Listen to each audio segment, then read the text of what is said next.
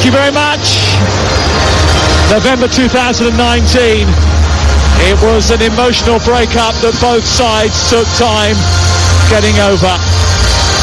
He never got the chance to say goodbye to them. They then failed to take to a series of embittered older men that took his place.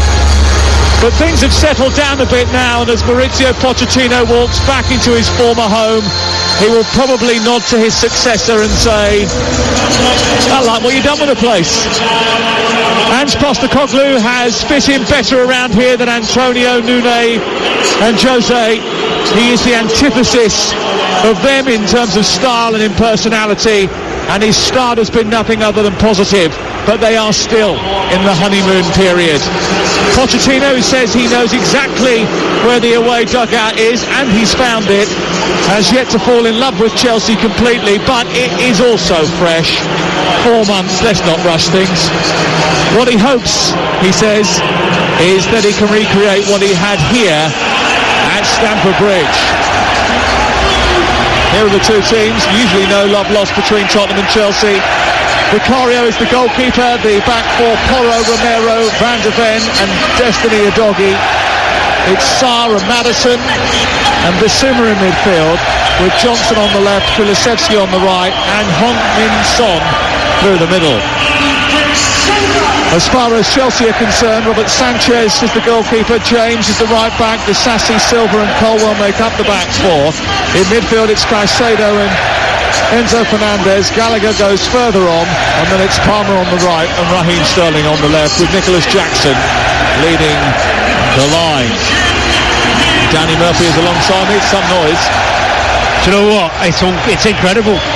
I'm struggling to hear you. Normally you're like, this annoying loud pitched voice in my ear, and now you're just a distant kind of little bleep. I'm so excited about this one. So many good battles, so many good players out there. It's a ground that's full of anticipation. It's a league that cannot wait for this match, the best match of the weekend, I think, and it's live and only on TalkSport. Chelsea in blue shirts, blue shorts, blue socks, Tottenham all in white. European football takes centre stage this week with Newcastle, Celtic and Manchester United in action on the TalkSport network. But tonight we're at the new Tottenham Hotspur Stadium for the biggest game of the weekend. It's Spurs against Chelsea, and it's live and free and only on TalkSport. Right now, if you're at home, you can have us on the app, and on YouTube you can watch along with Jamie O'Hara and Carlton Cole on our TalkSport YouTube channel as they react to what they see in front of them. We'll be bringing you kick-by-kick, play-by-play action here from the brilliant Tottenham Hotspur Stadium, high up in the main stand, just 10 rows back from the very top of what is a huge bowl of a stadium. 3 tiers on 3 sides, and just the one raking bank of supporters that goes up into the night sky away to our right. Floodlights on. Our referee tonight is Michael Oliver. VAR hopefully doesn't get too involved, provided by John Brooks, and we're underway live on TalkSport with Chelsea shooting from left to right towards that south stand in the first half, and Tottenham from right to left in white in this first 45. Chelsea pressing high up early on, and Gallagher bounces the ball into the path of Nicholas Jackson, and Romero has to do very well, and Chelsea are hunting early, Danny, and that's how they're going to go after Spurs. They nearly got in. That's one superb quality Conor Gallagher has. That energy, that tenacity to go and press. But they won't stop doing it, Tottenham. That's the freedom I was talking about. Play, first minute, 90th minute, play your stuff, express yourself. Won it again on that left-hand side, and the ball's come towards the edge of the penalty area, and Raheem Sterling has miscontrolled it, and Porro has managed to bring it away. Levi Colwell tries to stop Kulusevski in his tracks. He commits a foul over on the far side, and it goes out and away for a very quick free kick, which is immediately taken by Kulusevski. Tries to get Son on the charge over on that left-hand side.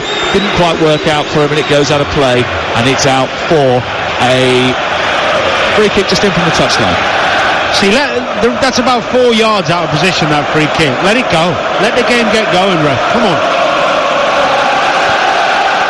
It's TalkSport, and we're live at the Tottenham Hotspur Stadium with Spurs building up from the back. They bring the ball up to the halfway line and play it out wide towards the left-hand side, where it's picked up by Brennan Johnson. Johnson plays it infield, connected by Destiny Udogie, who will get up high on this left-hand side and try and tuck in and move into midfield, meander into midfield.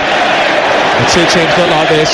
Vicario, the goalkeeper for Spurs, Pedro Porro, Romero, Van de Ven and Udogie, Papsar, Bissouma and Maddison in the middle, with Kulusevski, Son and Johnson up top. For Chelsea, Sanchez is their goalkeeper, James is the right back, the left back is Levi Colwell, Disasi and Silva in the centre.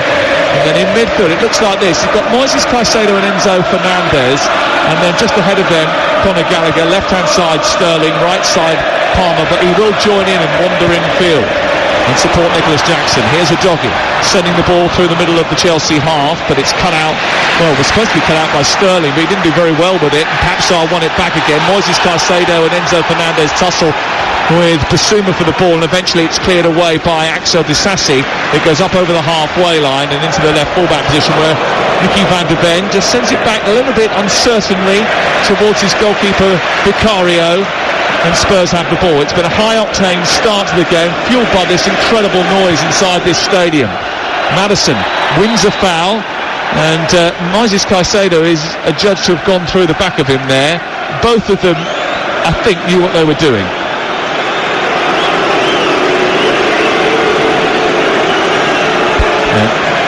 Bit of a concern for Tottenham Hotspur is the fact that Maddison's actually got a bit of strapping on his left hamstring.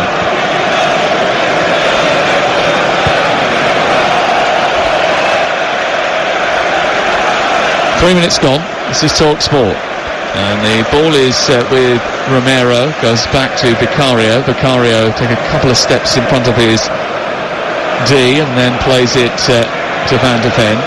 Back to Vicario once more, and this is what Crystal Palace allowed Spurs to do towards the end of the game, just keep hold of it and play it around amongst centre-back and goalkeeper.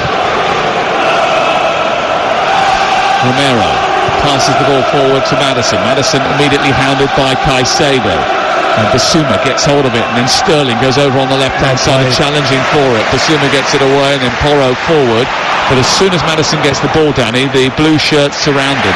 Yeah, it's good intensity from Chelsea. There's a question mark whether they were going to drop off, but they've really gone after Spurs.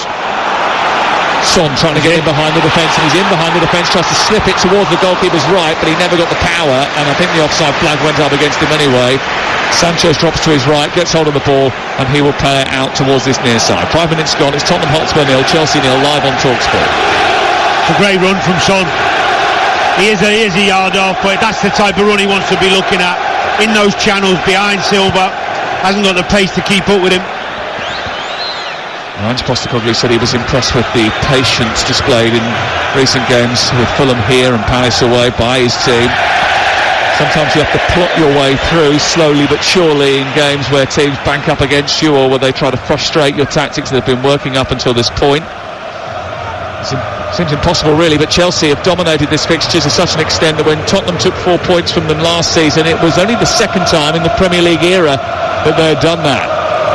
Again, Chelsea go on the high press. Gallagher going in on the goalkeepers. It's played left to Van de Ven. Maddison, who's had to be on his toes early on, plays the ball brilliantly through the centre circle, finds Sarr, who in turn finds Kulusevski. No one went out to him. He cuts in left-footed, drives it against Colwell, takes a deflection and goes in. And Tottenham Hotspur are ahead inside 6 minutes. And it all started with a magic ball by Maddison through the centre circle to spread the play to the right. Papsar spotted the runner Kulusevski. Colwell didn't get out to him quick enough. He cut back in on his left foot, drove a shot towards the near post. It took a handy deflection and went beyond Sanchez, and Spurs are in the lead. Do you know what, Sam? It came from brave play. The goalkeeper into Bissouma with two men marking him. In there, popped it back, out to the left, Van de Ven, then into Maddison, who had the vision and the courage to play that ball through the lines, across the middle of the pitch, and then they're in. Superb playing out from the back. That is what the manager has brought to this team. The freedom and the courage to play out from the goalkeeper, even against a high press with the likes of Conor Gallagher. They're going to have to now make a choice, Chelsea. If they continue to do that, they could be in a world of trouble. Superb, honestly, superb. I'm not so sure Chelsea's defensive shape was absolutely 100% there when that break was on, and Tottenham ruthless, and Kulusevski getting after them and scoring his third goal of the season. And now they're coming down the left with Johnson on the outside to produce across to the far post, looks for Kulusevski, goes past everyone, he's got it back again and moves back into the penalty area, down by the byline, tries to keep hold of it, pokes it back to a vacant penalty area. Conor Gallagher loses it, comes on the edge of the box for Porro, and it's difficult to handle for Robert Sanchez, but he gets down and stops it anyway. And Chelsea have got to be a little bit careful here. Well, I did say to the chaps earlier, if this was 0-0, I might give up this job, because I couldn't see it. Two teams going for it, the quality on the pitch, the creative sparks they've both got. Big questions for this Chelsea side now. Cole Palmer rolls Destiny Udogie, moves down towards the right-hand side, and tries to play it back towards his full-back Reece James, but it's nicked out by Brennan Johnson. It's the worst possible start for Maurizio Pochettino. It's a brilliant start for Tottenham, who've made a great start to the season so far. They've had their odd moments of fortune, and certainly there was a bit of fortune about the goal in that it took a deflection off the back of Colwell and that wrong-footed Robert Sanchez. They also had a bit of fortune in the Liverpool and the Arsenal games, but they have had to dig in and grind out results like at Luton Town, and for a large part you must admit that they have looked in control. Enzo Fernandez tried to just wall up the ball out towards this near side to find Reece James, but he got his angle wrong and it goes straight to Vicario, and Tottenham have it deep inside their own half, leading by a goal to nil live on TalkSport. It's a big evening for Fernandez, especially against the quality he's up against. He needs to be more productive, more of a leader in the middle of the pitch. He hasn't yet done that for Chelsea.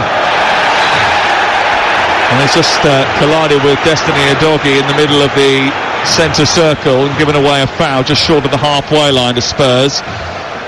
Chelsea are a young team, they're raw and they're often toothless, and the fact that they're 1-0 down so early in the game, they will be an issue for them. That's now 23 consecutive Premier League games that Spurs have scored in. They were always going to get on the score sheet tonight. Chelsea, who seem to miss more chances than they put away, have now got to find a way to convert one. They've got to make one first.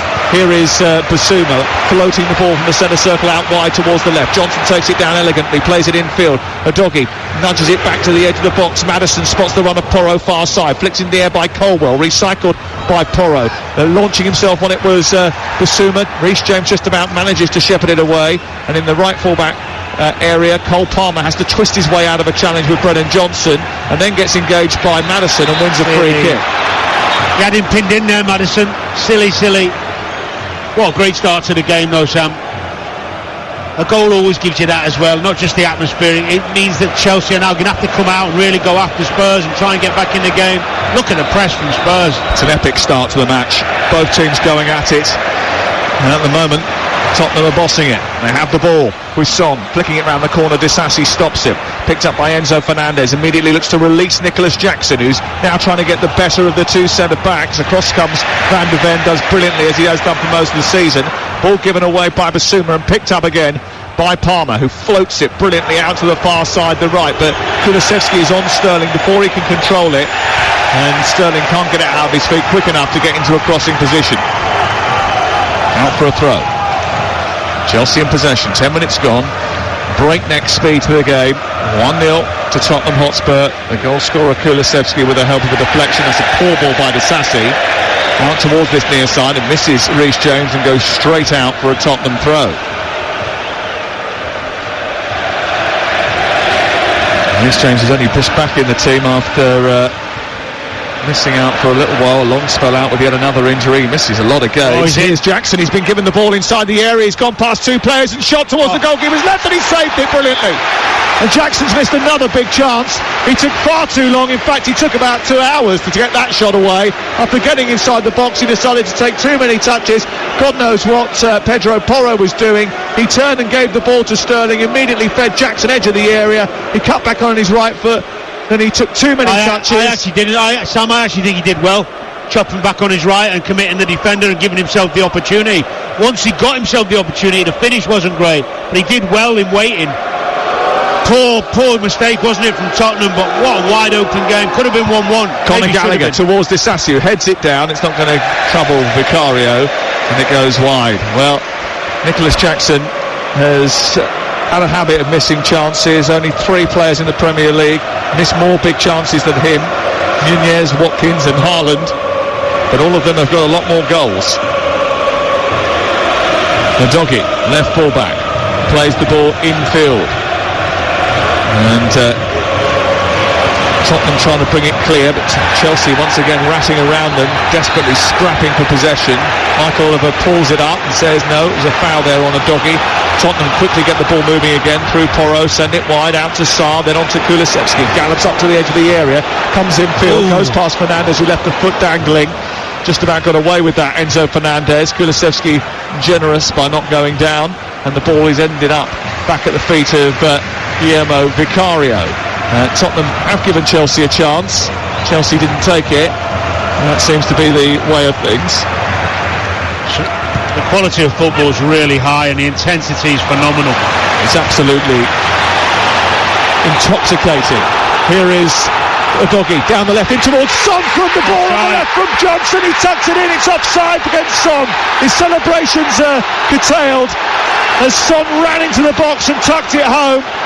It will be checked by VAR, but the assist on the far side immediately lifted his flag. Johnson again down this left-hand side. I think Johnson initially may have been an offside position. No, Johnson's on. I think possibly. He goes a yard too early, Son. That is really tight. close. It's really close. Johnson gets it, centres the ball. Immediately it's touched home by Son. He peels away and celebrates, but the flag went up immediately, and I think he's a couple of inches off. And the celebrations were curtailed. Ange Postecoglou immediately started to thrust his arms into the sky, but now we're waiting for those lines, and I suppose the VAR, who back in Stockley Park is John Brooks, is hoping that the lines are working today. I mean, the initial look is it's so tight because the right foot of Disasi, I think, is up alongside the right foot of Son, and this is going to be so tight. It's fingernail stuff, toenail stuff. Michael Oliver waiting. We're still not seeing if the lines are being drawn on or not. Mauricio Pochettino is a little bit nervous because the second goal here is going to cause Chelsea all sorts of problems. It does look from the other angle on the reverse side that he's a little bit further ahead. And, I think it's going to be given off, but it was a great move again from Tottenham. I've just seen it, even in real play, it felt like Son went a yard early, but it was a great ball on that left-hand side from Brennan Johnson, slipped it in behind the defence, and lovely little finish from Son, but I can't see it. I'd be amazed if this was given now, looking at it from the other angle. They're going a little bit further out to see whether or not they can measure it. Let's have a look. The lines are on offside, the goal we chalked off. So it's still 1-0 to Chelsea, and a little bit of a let-off, Danny Murphy. It is a let-off. Adrian is of the view that this is not what technology was brought in to do, to disallow goals like that. That was a toenail offside. I tend to agree. Here is Jackson on the spin, getting beyond Basuma and towards the edge of the area. It runs loose for Cole Palmer, right angle of the box. He tries to take it wide and then plays it back into a position for Moises Caicedo, who's challenged from behind by Maddison, but legally, according to the referee. Gallagher snaps into a tackle with Van der Ven, and then Son drops deep, plays it into the feet of Bissouma, and then Maddison, under pressure from Gallagher, just rolls it short to Bissouma, and somehow Tottenham get out of a very tight knot brilliantly. Bissouma to Son, turns, gallops forward, being chased by Moises Caicedo. Out wide it goes to Brennan Johnson. Johnson now tries to take on James. He comes infield, lays it off for Maddison. Maddison goes round the circuitous route, gets to the byline, then is stopped from getting the cross in by James, who gets it back into the 6-yard area where it's hacked clear by a desperate Disasi. It's 1-0 Spurs. Some of Tottenham's football is absolutely tremendous. I talked earlier about the confidence and freedom they've been given. Basuma especially, dropping in and getting it and waiting and timing his passes and touches. Great awareness of who's around him. It's really good to watch. Pochettino immediately comes out to the edge of his technical area and is just trying to reposition Enzo Fernandez here. Chelsea, who started brightly but conceded a goal inside 6 minutes, are behind against Tottenham, who at this moment in time are going back to the top of the Premier League. Disasi too tight to Son, grabbed his shirt, pulled his shirt, and then 10 yards short of the halfway line was penalised by Michael Oliver, and the free kick given to Tottenham Hotspur, who restarted again and pushing out towards the far side. Papsar through the centre circle to Mickey van der Ven. Van der Ven out towards this left, and now it's taken on by the electric Johnson, who's had a good start to the game. Plays it against Palmer, goes out for a corner. It's amazing how high Doggy ends up on this left-hand side, but inside. Causes a real problem, because Reece James has to mark him, and then you've got Cole Palmer one-on-one with Brennan Johnson, which he doesn't want to do. That's something they've been doing all season, pushing those fullbacks in field to help add extra numbers to the build-up play. Chelsea counteract that against Arsenal by spreading the wingers wide and playing two false number 9s. They haven't decided to do that today. Here is the corner taken by Pedro Porro, deep towards the far post. Son being wrestled, tried to get there, couldn't do so. Moises Caicedo held him off. Kulusevski far side, keeps the ball in Tottenham possession. Enzo Fernandez is very tight to him, trying to win it, has just about done that, and then Caicedo will bring it out of the penalty area and find Sterling, who waited too long. That was a late challenge on him, I think, by a Doggy. That's a yellow card, and that's going to be a free kick to Chelsea, a yellow card. I just wonder whether or not if Sterling had got hold of that and managed to release Jackson in behind. There was quite a bit of room for him to run into. They were in on the counter. It's a great tackle from a Doggy. Michael Oliver has given a yellow because of Sterling's initial reaction, and he's absolutely fine. It's a great tackle.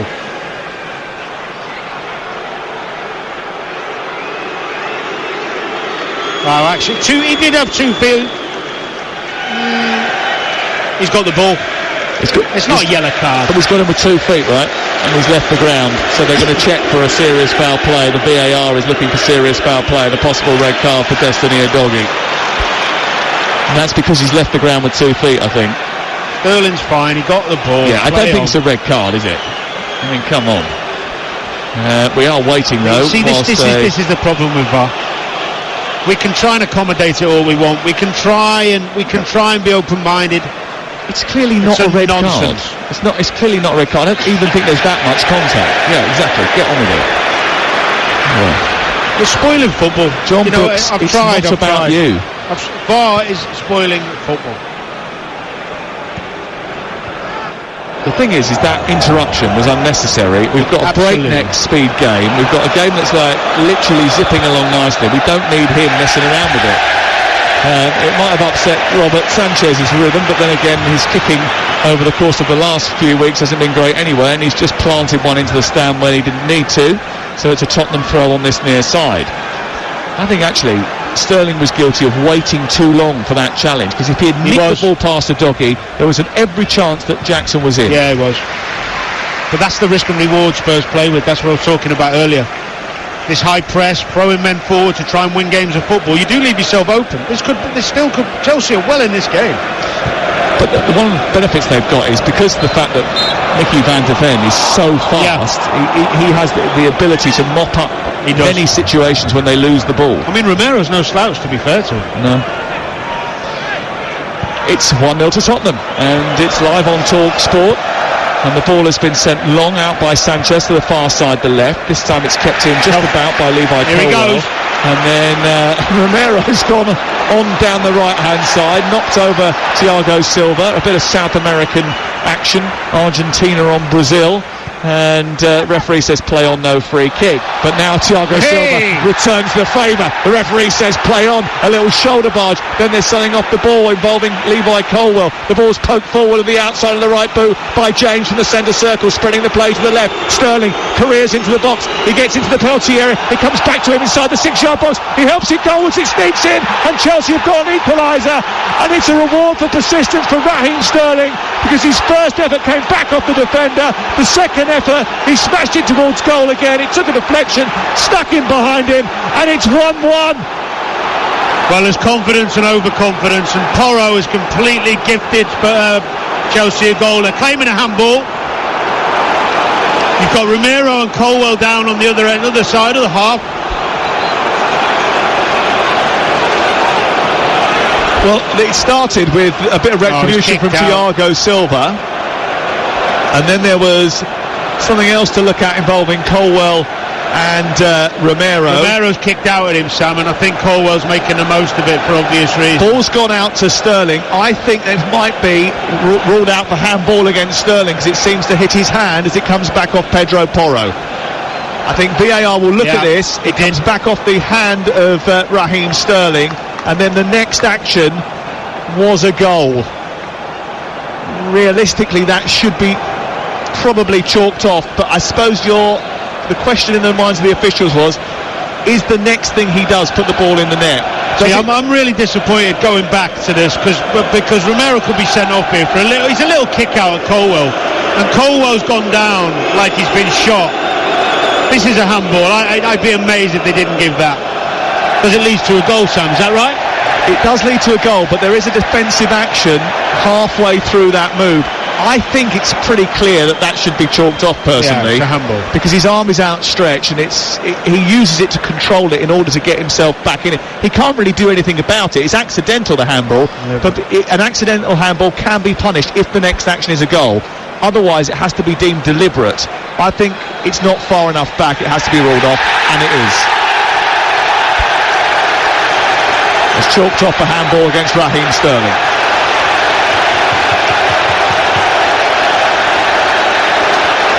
The Tottenham fans celebrate, they point, they shake their fists at Raheem Sterling, and on the far side of the pitch, Christian Romero.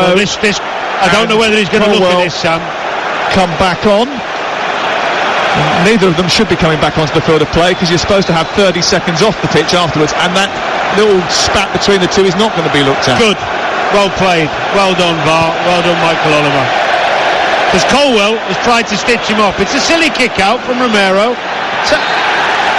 I mean, what Colwell's done there, Romero's had a tiny little kick out. There's not, like a little bit of petulance, shouldn't have done it. There's no velocity or force in it, and Colwell went down for 3 minutes. I hate to see that in young players. Trying deliberately to get a fellow player sent off when he's hardly touched you.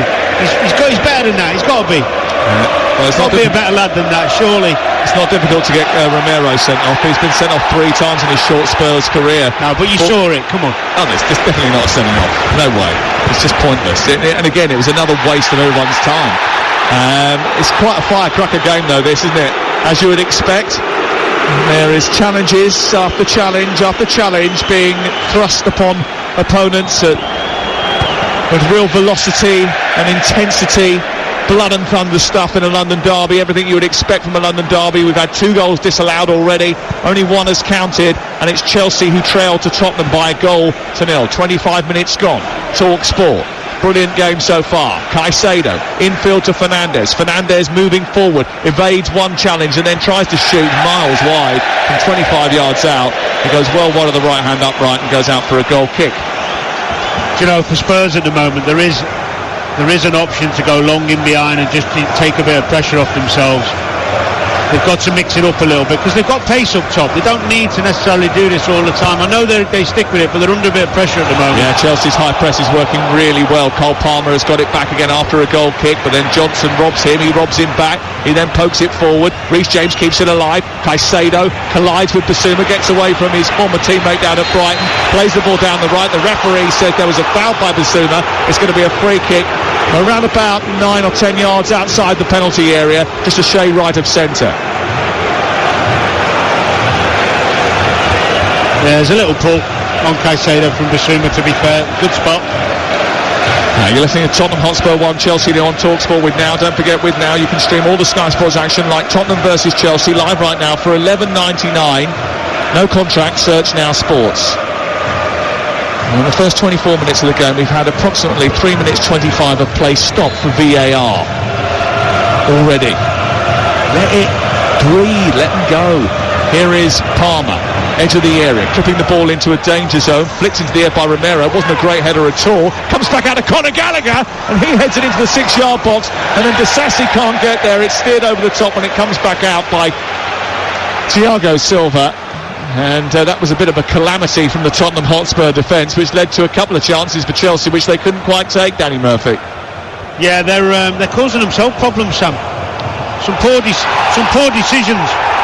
Oh, they've done it again. They've given the ball away deep inside their own half, and Gallagher has popped it infield to Fernandes. He's driven the ball goalwards again, and Chelsea, after receiving such a helping hand from Tottenham, not once but twice, have just very quickly handed it back to the opponents by making wrong choices. Yeah, a bit more patience, I think, when Chelsea win it back.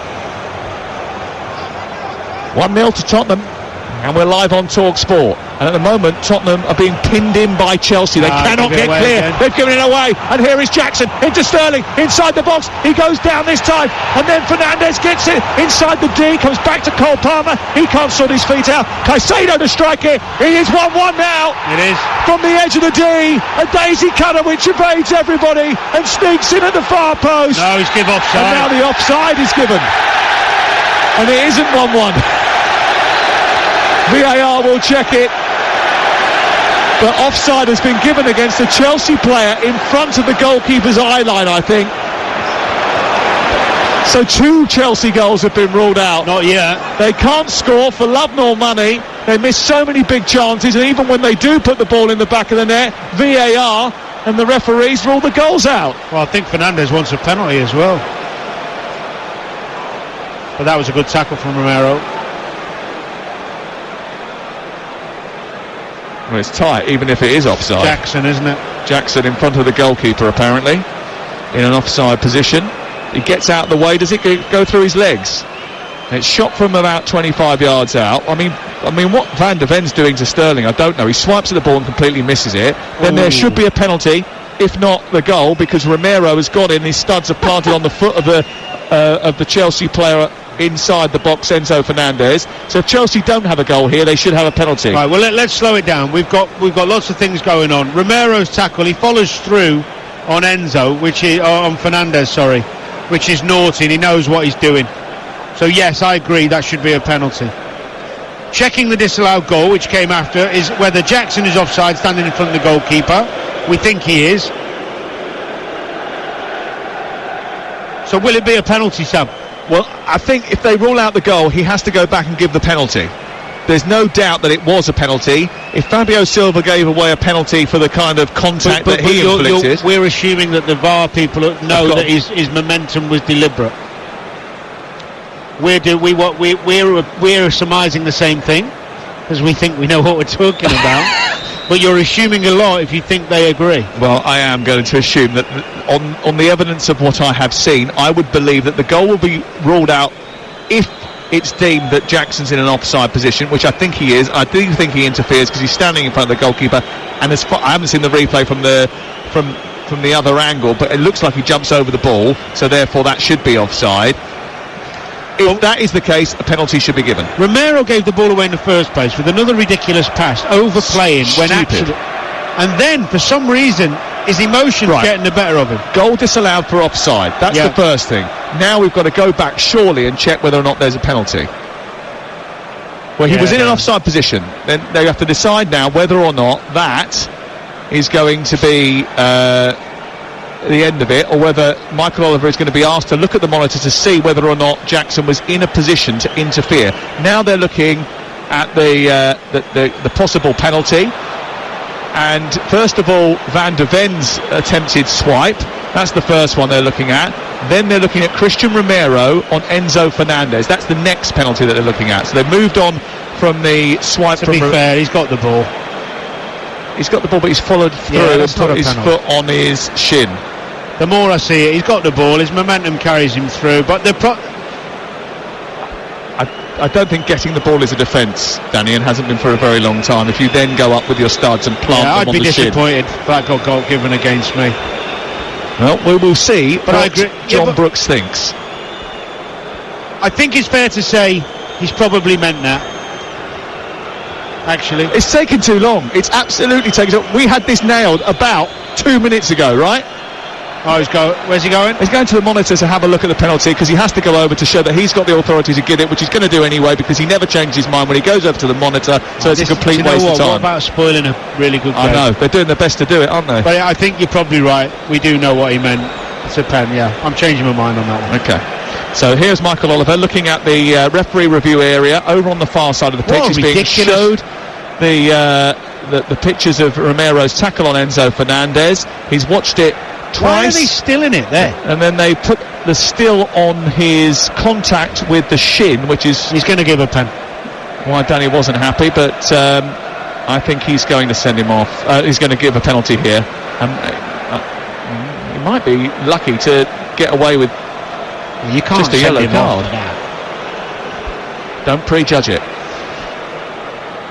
But the referee is calling over Christian Romero, and he's calling over Reece James and Heung-min Son. Oh no, he just wants to speak to Son now. He's captain, and who he's trying to explain the decision to. Michael Oliver is telling Christian Romero what's happened. They're taking them through the very long process. It's going to be a penalty, and he's given a red card to Christian Romero. I thought that was going to be the case once I watched the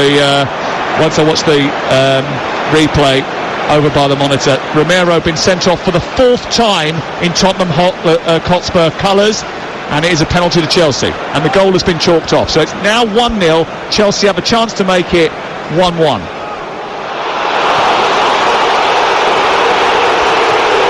And Tottenham fans aren't happy.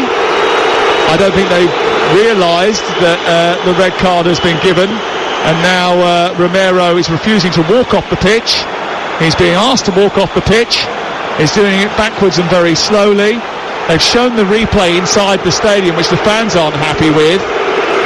And Heung-min Son is asking the question, saying he got the ball, but as I said before, in law, that hasn't been a defence for a very long time. So on the shoulders now rests the responsibility of Cole Palmer, who's taken and scored 2 penalties for Chelsea so far.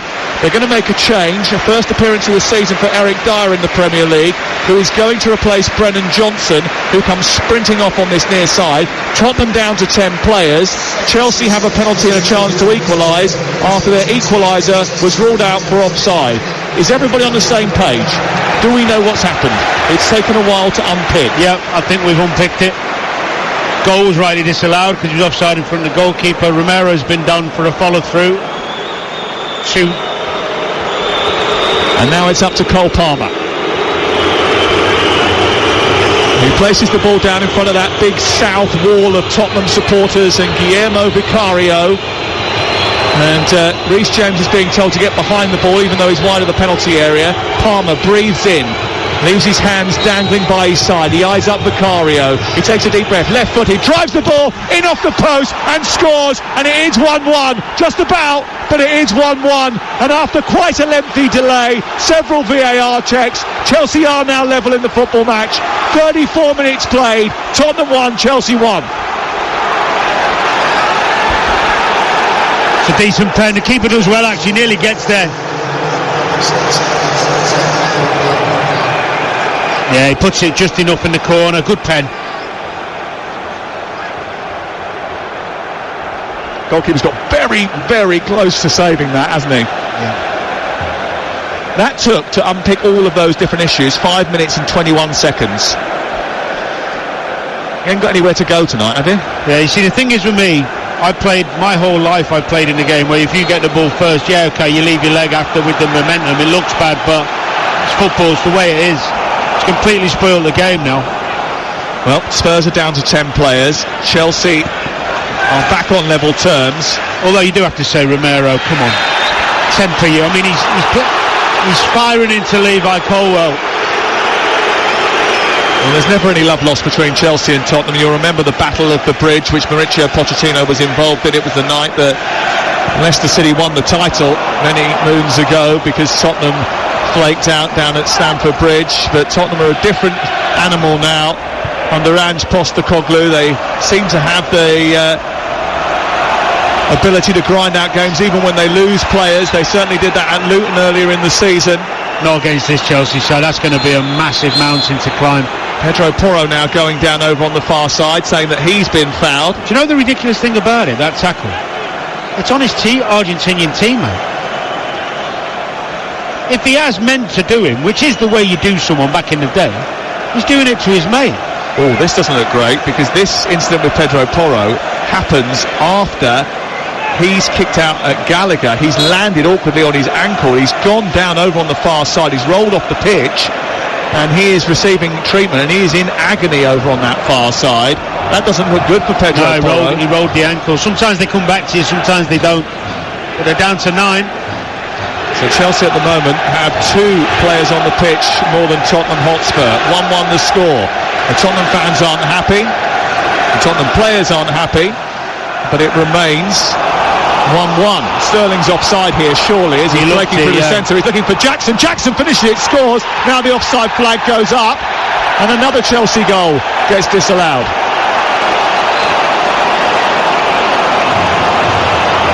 I think that one was a little bit more obvious. It certainly appeared to the naked eye as if Sterling had gone a little early. Yeah, he has. But I do understand. I'd rather the linesman leave the flag down personally, because if they put it up and he's onside and it's stopped, so let it go. Yeah, no problem. But Chelsea have had the ball in the net 4 times now and have scored 1 goal. Here is Gallagher over on the far side. It's 1-1 on TalkSport, and what is it's a compelling night. It was a great football match until it exploded, as it often does with these two. And now at this moment in time, Tottenham Hotspur with 10 players. Pedro Porro has come back onto the pitch, not moving particularly comfortably in that right full-back position, and he's such an integral part of that Tottenham system where the 2 full-backs come into midfield and make up extra numbers. You wonder how he's going to be able to contribute. A bit of adversity for Ange Postecoglou to worry about. They've come through it on the rare occasions that's happened before. Sterling again trying to beat the line. Goes in behind, and it's cleared away by Vicario before he can make anything of it this time. Did look as if he was a shade of offside at that time. Enzo Fernandez sends the ball out towards the right. James infield finds Cole Palmer. Chelsea on the attack. Kulusevski back to help out. He's come out to the left side now to try and balance up the midfield as Chelsea look to try and win the ball back through James, who does well. Back to Caicedo, and then all the way back to his goalkeeper. So we have played 38 minutes. I imagine we're going to have at least 8 minutes of added time at the end of the first 45. Adrian's got a lot of picking through all the incidents to do. At the break he will do that, and I'm sure that the boys who will be presenting the sports bar later are having quite some time of it over on the TalkSport YouTube channel, where they're doing a watch along. It might have been the right night to do it. 7 minutes before half-time. What has Postecoglou got to make sure his team don't do now, Danny? Because they invited that pressure from Chelsea. Got to get to half-time. I'd be playing long. I'd be playing percentages. Get them in and make a plan for the second half. Don't give Chelsea anything in these last 5. Well, it's going to be more than 5 minutes. Were you surprised that they continued to give Chelsea encouragement? Yes. When they kept giving the ball away? Here is Maddison at the other end, trying to run past Thiago Silva. Comes to Pape Sarr, takes a deflection off Fernandez. It hit his foot first, then his arm. And the referee says play on as Sanchez gratefully receives it in his arms. He bowls it out towards the far side, and it's taken by Gallagher. He beats Porro towards the far touchline and then stops the ball, brings it back to Sterling. Sterling then finds Colwell, and Chelsea have it inside their own half. Tottenham were playing the ball out from the back when Chelsea had applied a high press. It generated several chances for Chelsea before eventually Tottenham were punished. The thing is though, Sam, Romero had lost his cool. You could see the emotion getting the better of him when he's up on the right wing trying to close down a goalkeeper, then kicking out at Colwell. He needed to calm himself down, because whether you agree or not that rule should be in, the straight leg follow through should be a sending off or not, don't give the referee the opportunity to send you off for something like that. Ange Postecoglou is getting a talking to from Michael Oliver, and now he's been booked. So the Australian, 58 years of age, who hasn't lost a home game either at Tottenham or with Celtic. In fact, the last home game he lost was when he was in charge of Yokohama. He's under the cosh a little bit here. Son into Kulusevski at the other end as Tottenham come forward. Maddison nips in ahead of Cole Palmer. Basuma on the edge of the area is just behind Udogie. Udogie gets it back, plays it to Maddison, and then it's interception by James, and Chelsea bring it up towards the halfway line. Chelsea themselves have got to be a little bit patient here, because they know that spaces will arrive for them to try and exploit because of the numerical advantage that they have. And the unfamiliar backline involving Dyer now and Van de Ven, who Dyer's certainly not as swift as his predecessor in that position. Maddison now just getting back to his feet, always struggling to do so after pulling up inside the box. Not good. The night's getting worse for Tottenham. Maddison's gone down, and I mentioned to you earlier, he's got that left thigh already strapped up. Yeah, he's holding his ankle though, I think. Well, he was a second ago. I'm not sure how much contact there was between him and Reece James inside the penalty area, but his ankle seems to have turned, and as a result the referee has stopped the play so we can receive some attention away to our left hand side, and we have another pause in play.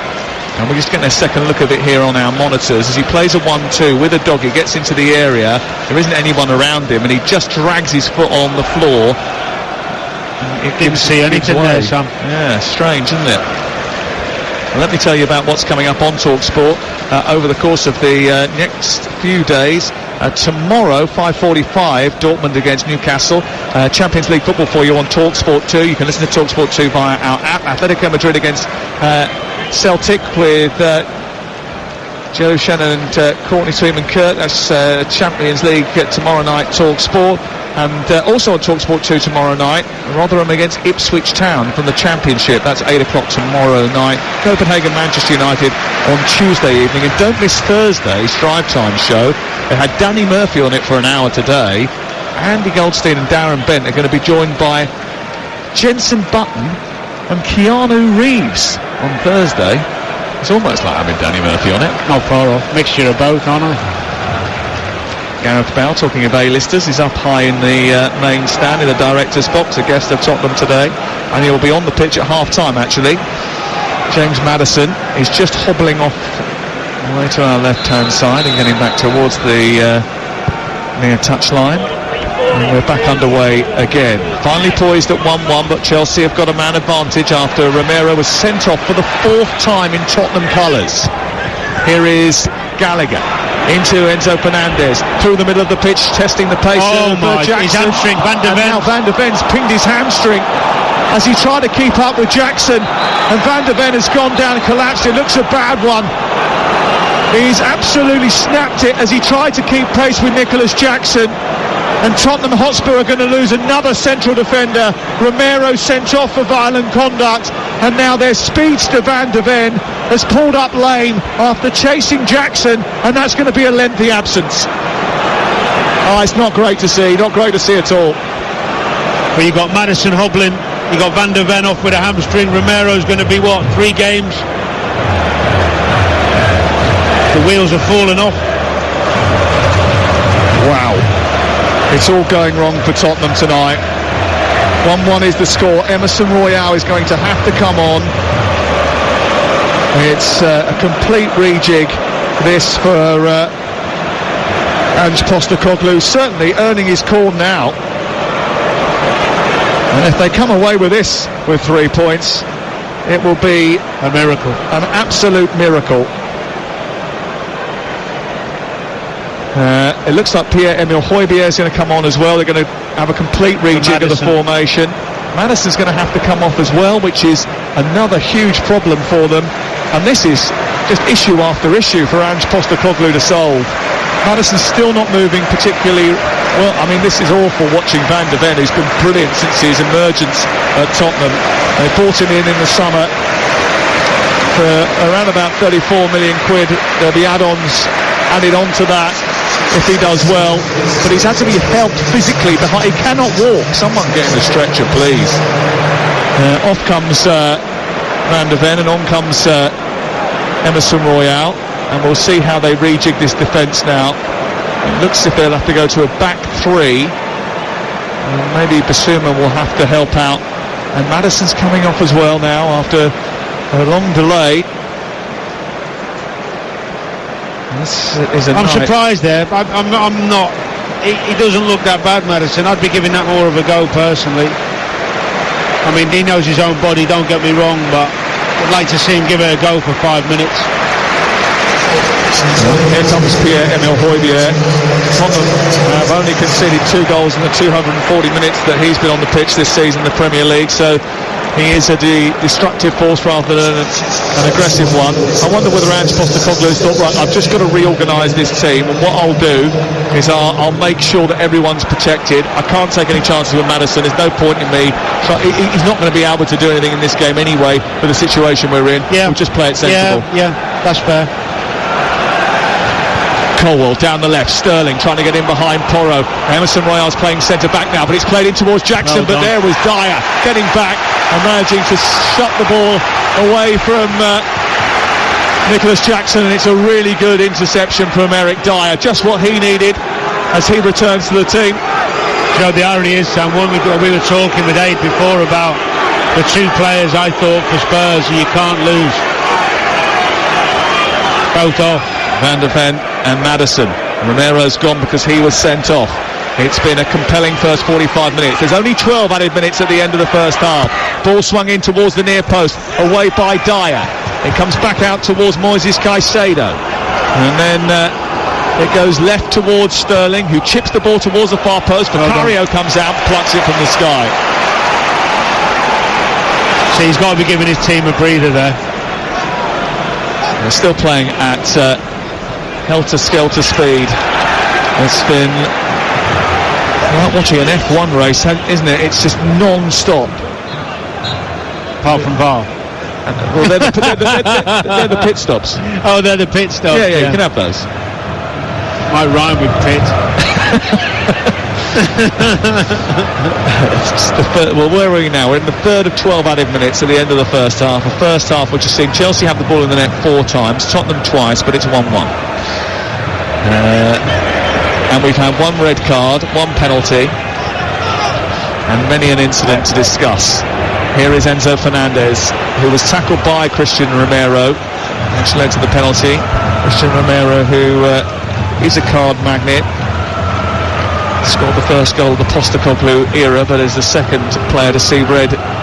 It was a silly tackle, Sam. It was a silly tackle. Yeah. Here's Sterling, far side, in towards Fernandez. Back to Sterling once again. Sterling then chortles down the left-hand side, cuts in, tries to play it to Nicholas Jackson, gets lucky. He tries to thread it through to Sterling, comes back to Moises Caicedo.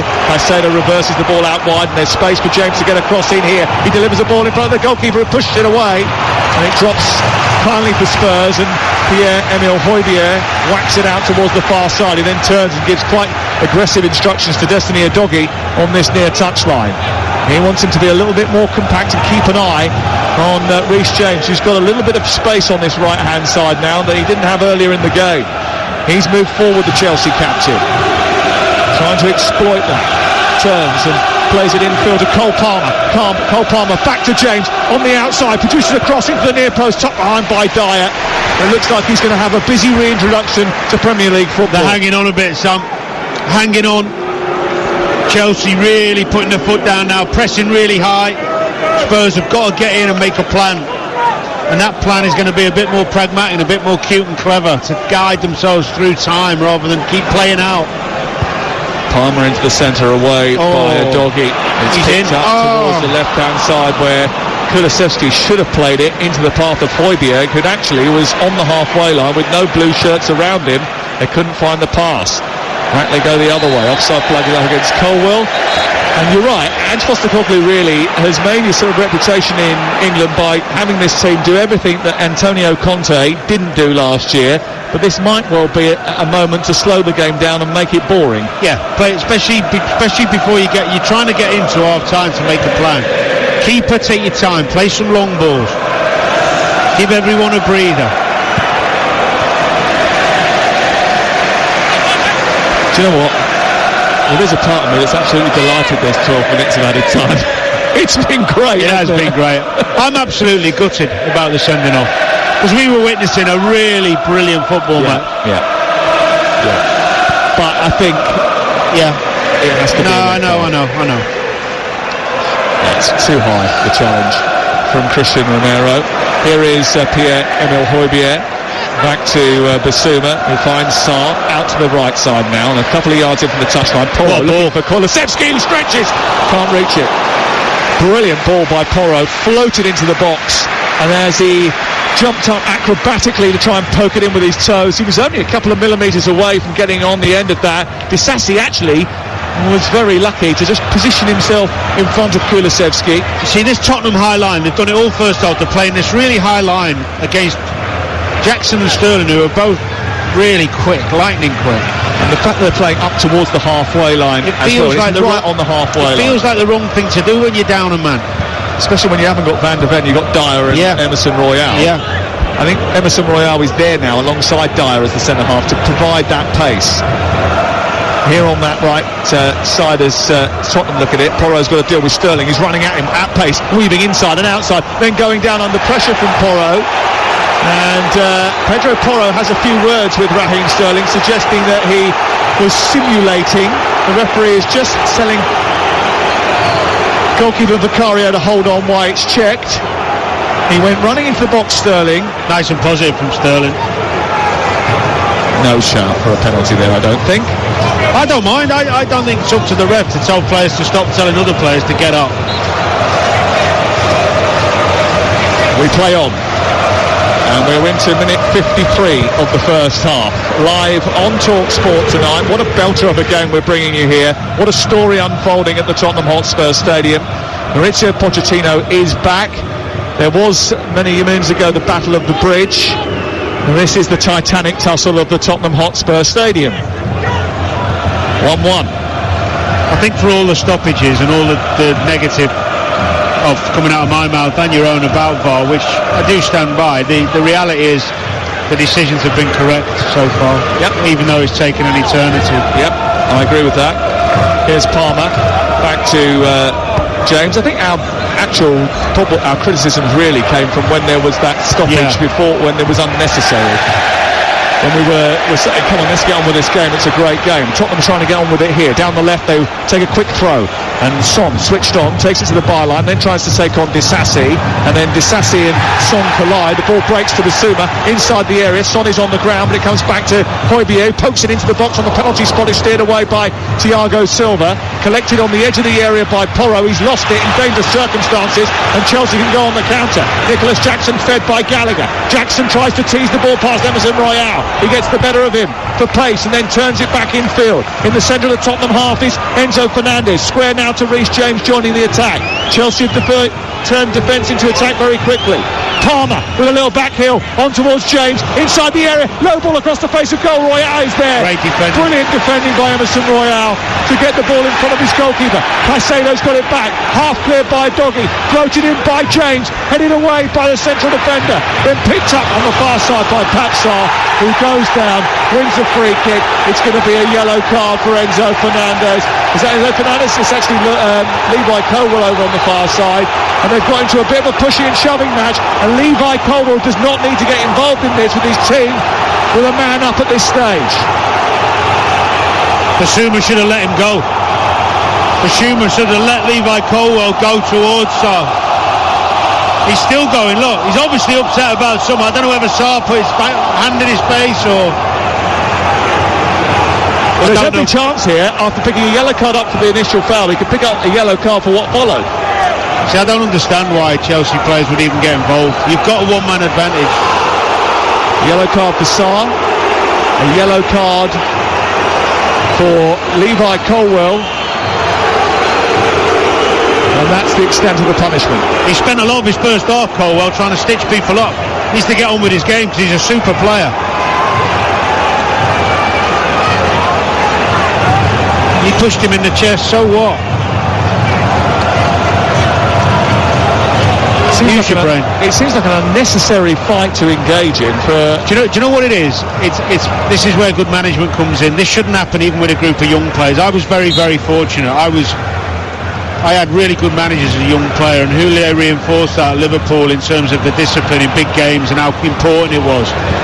Don't get yourself sent off in a big game. Don't give the referee an opportunity. Stay disciplined. It's an easy thing to do. Easier than you think. We're in minute 56, live on TalkSport. And hold on, we're going to stop the game. Once again, Mike Oliver has stopped the game for a VAR check. No one knows particularly why. And the crowd are getting upset about it and irate about it. They're fed up. Here is the challenge. It's Reece James, left elbow into the face of a doggy. He went up to try and win the ball, and they're checking for a possible violent conduct here against Reece James, and that is checked and play on. No card. I think he'd have got a yellow if he'd seen it. Well, you can give a yellow card if you're checking for a red and notice an offence. Should he have given a yellow there? Yeah, I think so. Well, maybe not. I mean, did you think that was? I think I'm getting carried away with the emotion of it all. I'm all over the place. Calm down? I'm all over the Have we got any place. beta blockers for Danny Murphy? I don't know what's going on here. Oh dear, it's a roller coaster of a game. And Tottenham coming down the left-hand side with Son. Tottenham took the lead, and then Chelsea pegged them back. Only after Christian Romero was sent off, and they had 3 goals chalked off for various different offences. I don't think I've ever seen a game like this, with that many interventions and stops and checks. Have you? Not off the top of my head. Oh, there's half-time. I forgot that we had to have that. What a shame. It's been brilliant. I know it's been a little bit chaotic. I know it won't be the purist's favourite game of football, but in terms of entertainment, it's about as good as it gets. It's 1-1, I can tell you that as a fact. Everything else is up for debate. Spurs are down to 10 players, and they've got a lot of work to do to preserve their unbeaten home record. Here's Adrian Durham. And that's just protecting him, isn't it? From himself. Yeah. Ill-disciplined. I mean, he's a cool, cultured, calm footballer. I was very surprised to see what he tried with Romero when he dived on the floor for 3 minutes, and then he starts getting himself engaged in a silly tit for tat just in the last minute or two of the first half, where he could have been sent off. I think it was with Porro, wasn't it? So good decision from Poch. Why would you want to risk losing a player to equal it up? You wouldn't. Well, no team has scored more away Premier League goals at Spurs than Chelsea. No opponent has won more games here than Chelsea. But times are different. But whatever happens, Chelsea seem to raise their standards as Jackson's played in behind once again, and out comes Vicario, kicks the ball clear. The offside flag doesn't go up this time, and it goes out for a throw-in on the far side. Vicario thought he was just mopping up a ball which was always going to be flagged. Actually, when you look at it, he was onside because Pedro Porro had switched off in the right full-back position. And as a result of that, it would have counted had Jackson got on the end of it, but again that high line from Spurs was exposed in behind. It's 1-1, you're listening to TalkSport. Played a minute in the second half. Chelsea in blue shirts, blue shorts, blue socks, attacking the goal away to our left. It's all white for Tottenham, attacking that south bank in the second half, the huge raking south stand that goes up into the night sky, and where the noise reverberates around the ground. It was an exhilarating first 45 minutes that's got everybody's pulse racing. Even Danny's was going through the roof, and we're hoping for more in the second half. Vicario is the goalkeeper. They're down to 10 players now, with Porro, Royale, Dyer and Udogie making up the back four. Basuma, Højbjerg, Kulusevski and Sarr in the midfield, with the man up top being joined occasionally by Kulusevski, Heung-min Son. Here comes Conor Gallagher for Chelsea. There's lots of space on the right side for Palmer to get a shot away inside the D. He could have lifted that out to the right further, where James had made a brilliant run. He decided to go for glory, and he missed the target. Yeah, the only surprise was he didn't see Reece James coming because he was in.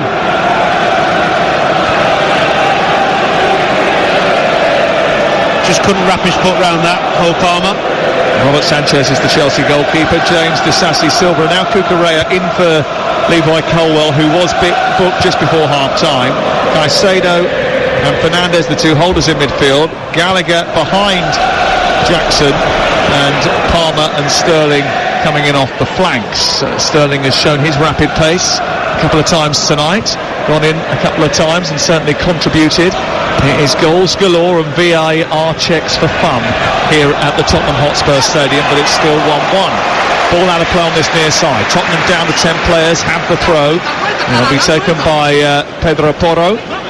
Just a couple of balls went up to Son there. He didn't quite get hold of them. He's just got to try and protect that ball so he can get his team up the pitch when it goes into him.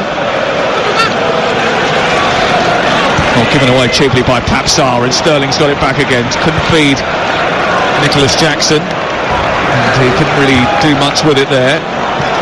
Jackson, and it goes out of play and away for another throw in the same position in the right full-back area for Spurs. Kicked up towards Son, headed back away by Thiago Silva, and then Caicedo flicks it to Disasi, and Chelsea look to build. It's a bit behind James. It's a great opportunity for Chelsea to cause not only Tottenham pain, but give themselves a massive lift and take them into the top half of the table. But Enzo Fernandez has been pinched, and Kulusevski has fed Sarr. Sarr can't play it wide to Son. Disasi steps out, and Chelsea win the ball back, and boy, do they get away with one.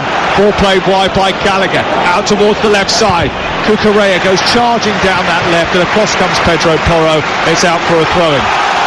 So lucky for Fernandez, because Sarr has read him, too athletic for him, taking it off him, and he tries the right pass. He's going through the Son's on his left hand side. Disasi reads it quite well, just played it a fraction late. 3.5 minutes have been played in this second half, and there hasn't been too much letting up. And they've got a rivalry born out of a long series of Chelsea dominance after a period of being in Tottenham's shadow. Chelsea graduates, Jimmy Greaves, turning into Spurs heroes, and more recently Chelsea nicking players Spurs were in for, managers switching one team for the other. And they're always grudge matches, fiercely fought, and this is no different. This might be one of the best. Ball is out of play over on the far side, and it'll be taken by Cole Palmer, throw-in, deep inside Tottenham territory. Tottenham weren't switched on there, Chelsea haven't made the most of it. Palmer does a little bit of a trick to get away from Højbjerg, who's nipping at his ankles, biting at them. Goes back to halfway, and then Enzo Fernandez just holds the play in the middle of the park. 1-1 the score. Jackson turns, runs forward, plays it out to the left, picked up by Sterling in a bit of space approaching the penalty area, plays it wide for Cucurella, not a great ball, plays it against Pedro Porro, it rebounds out to the right full-back position, and it's cleared away by the Portuguese up over the halfway line, to no one in particular, and Disasi sees it back to his goalkeeper. It's actually a good ball from Porro.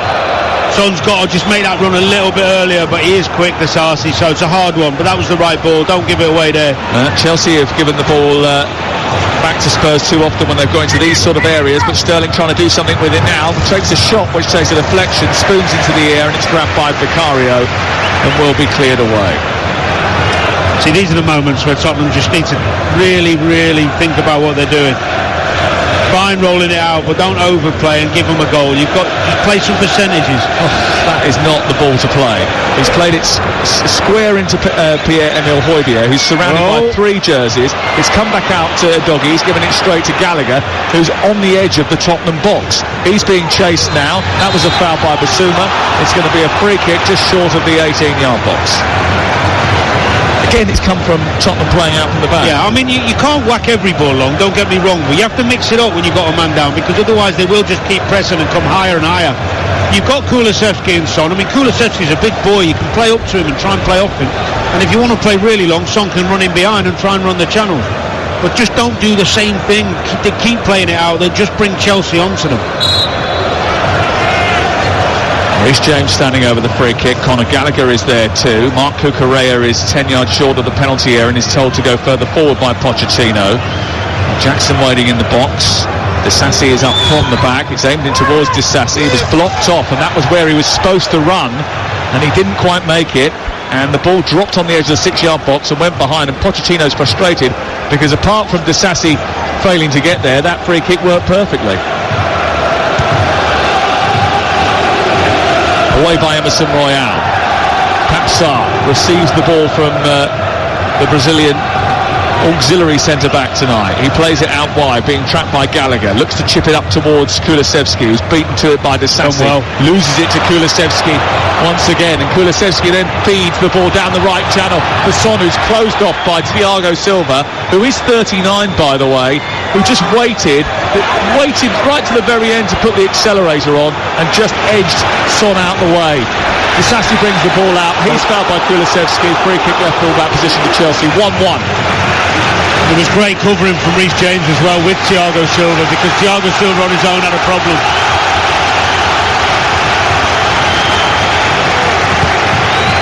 The noise hasn't abated inside this brilliant new arena. Caicedo deep inside his own half, that Tottenham high line, right up on the halfway line again.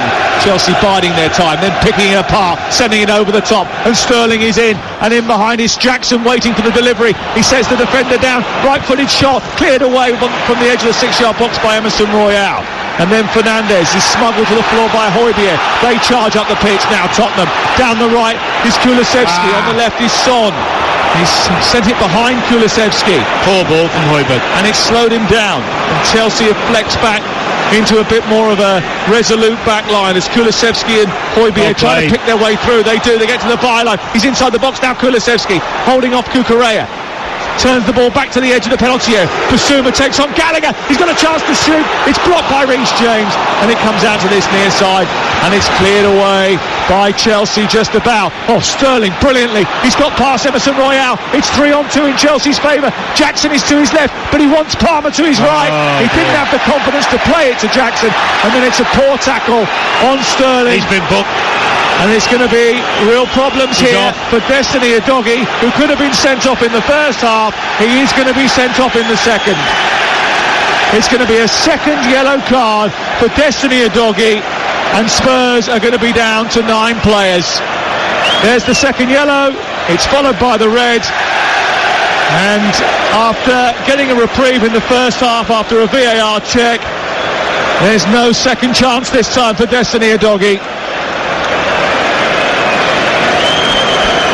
20 years of age and sent off. The second Tottenham player to be sent off in the football match, and they've got real problems now, Danny Murphy. You know what? I feel for Udogie because it's a genuine attempt for the ball.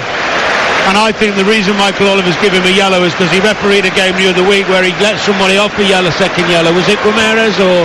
No, it was... It wasn't him who was on the VAR. It was Craig Pawson who let Canate off a second yellow up at Liverpool. Do you remember that?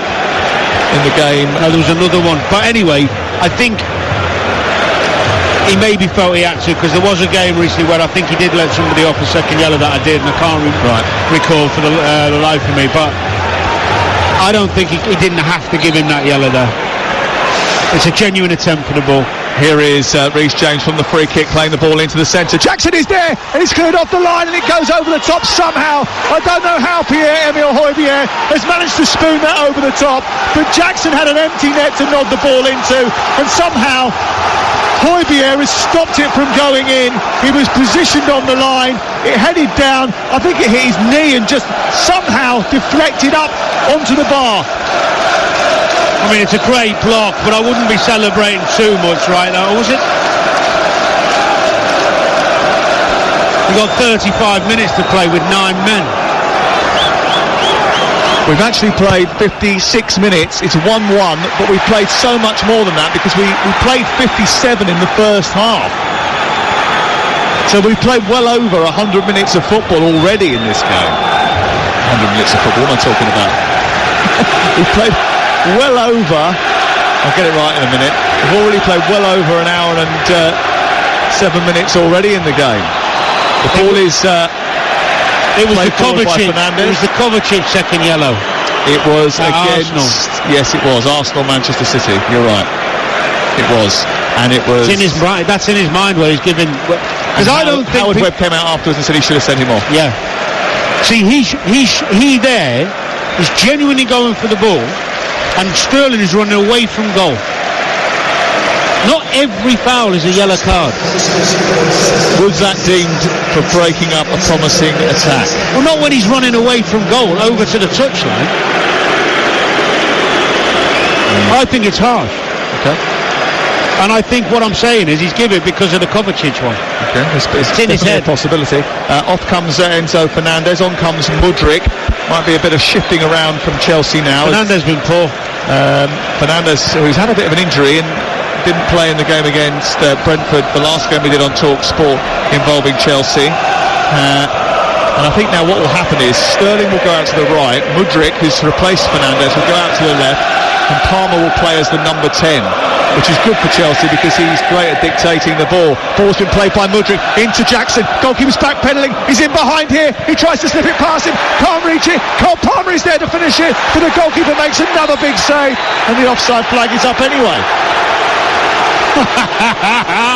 So none of it would have happened. Oh, The world's going mad. Football's gone mad. They're going to change that song, by the way, aren't they? Instead of It's Coming Home, they're just going to sing It's Going Mad, It's Going Mad, Football's Going Mad. It is, though, isn't it? It has gone mad, this game. Mudrik's ball on the halfway line into Jackson, which sent him away, which was the whole attack was the one that was offside. So the whole thing that played out afterwards was nonsensical. Anyway, it's still 1-1. You're listening to TalkSport. We played 60 minutes of the game, plus the 12 minutes that we had in the first half. So 72 really for these players to go through, and Spurs have only got 9 players on the pitch now, having 2 players sent off, one in either half. It's been absolutely crackers to watch. It's been baffling at times. There's been a series of VAR interventions and goals that have been disallowed. 4 disallowed goals in the first half, by the way. Clearance off the line from Højbjerg in the second. It's still level at this moment in time. And one of the other commentators who is working for a network doing television tonight turned around to me at half-time and said, "What's the score?" Because it can get a little bit lost in everything that has happened. Here is Cole Palmer on halfway, trying to thread the ball down the right side. He looked to find Sterling, and there was a moment there after you said no where I thought he was going to get it, but Vicario reacted well enough to be able to deal with it. Chelsea have got a lot of the ball now, as you would expect, with Spurs only having 9 players. The way they're playing is a 4-3-1 formation with Son as the lone attacker. Mudryk out on the left, the substitute, comes infield, plays it to Gallagher, 10 yards back from the 18-yard box, floats the ball out wide, space for Reece James, who thunders the ball towards the far corner, and it just licks the paint off the post and goes out for a goal kick away to our left. Yeah, got to be careful, Spurs, not to get too narrow and make it so easy for them to get in that penalty box with the wide men. You've got to keep some... It's got to be narrow to a degree, but not so narrow that you can get shots in like that from Reece James. Okay, so the first change that Spurs are going to make here is Papsar for Bentancur. The second change is going to be Oliver Skip for Kulusevski. He can't wait to get off the pitch. His number hasn't even gone up yet. He's been running around expending energy all over the place. I'm surprised Sarr's coming off, actually. Well, he's been booked as well, hasn't he? Okay. If Spurs were to get something out of this, then I'd go as far as to say that's the best point they'll ever have had. Well, listen, we asked the question, can they sustain their current form? Their run to Christmas is not without potential pitfalls, but it's not littered with them. They are the 13th team to take 26 points or more from the first 10 matches. Doesn't happen very often. 6 of the previous 12 went on to win the title. 4 runners-up. The only one that's finished outside the top 4 were Newcastle 94-95. If they get a point out of this game in these circumstances, then that's going to reinvigorate the character even further, isn't it? And propel the legend of Ange to even greater heights. Yeah, there's a long way to go before that. I've played in games where you've been not 9 but 10, and it's hard work mentally and physically. We talk about managers putting on sessions for teams with 10 players. What about teams with 9? Do you do that? No, I mean you'll do. I did a lot of defensive sessions where you'd be a central midfielder with a back 4 and 2 central midfielders, so 6 of you as a unit against an 11, and see if that 11 can score against the 6. So the back 4 stays in and the 2 central midfielders sit in front of the back 4. Can you beat us? We're not going anywhere. We used to do that a lot. Rafa liked that one, Roy Hodgson liked that one. Did you do it so that the back 4 pushed up to the halfway line? We just wherever the ball was, you adapted. But it is a hard thing to do, to be constantly under pressure as a back 4 for that long. Is it right for Spurs to continue to push up to halfway now? No, they won't. Ball has been played out towards this right-hand side, looking for Son to chase. He's got to get through a lot of work now. Thiago Silva comes across. It's 1-1, 63 minutes. Spurs at this moment in time are going to get a draw out of it. It won't be enough to take them to the top of the Premier League. He's not off. Again, Palmer in behind, looking for Sterling. In the centre is Jackson waiting for the delivery. Pierre-Emile Højbjerg has done brilliantly, absolutely superbly, to get in front of Sterling, dispossess him and fire it out for a ball out by the corner flag. That's the high line problem. Cole Palmer takes it on from Chelsea from the throw-in right side on the attack, midway inside Spurs territory. Danny Murphy, Sam Matterface here live at the Tottenham Hotspur Stadium on what has been an exhilarating night of football, a thrilling night, a charged atmosphere and a wonderful spectacle. Mudryk tussling with Bentancur. Bentancur wins the free kick on the edge of the penalty area. The Tottenham fans want a yellow card, they're not going to get one. And a lot of people talking to me at half-time asking me the question, have you ever seen a first half like that before? No. And I couldn't recall much that lived up to that. It's early in the season, so it doesn't have the weight of that Battle of the Bridge, which was a defining moment of the campaign, where Tottenham obviously lost the chance to win the title as a result of it. But it does feel like a massive game, doesn't it? And it feels like a big occasion. Mudryk's won the ball, and he's played it through the centre. Goalkeeper's come a long way, and he's done brilliantly to do so.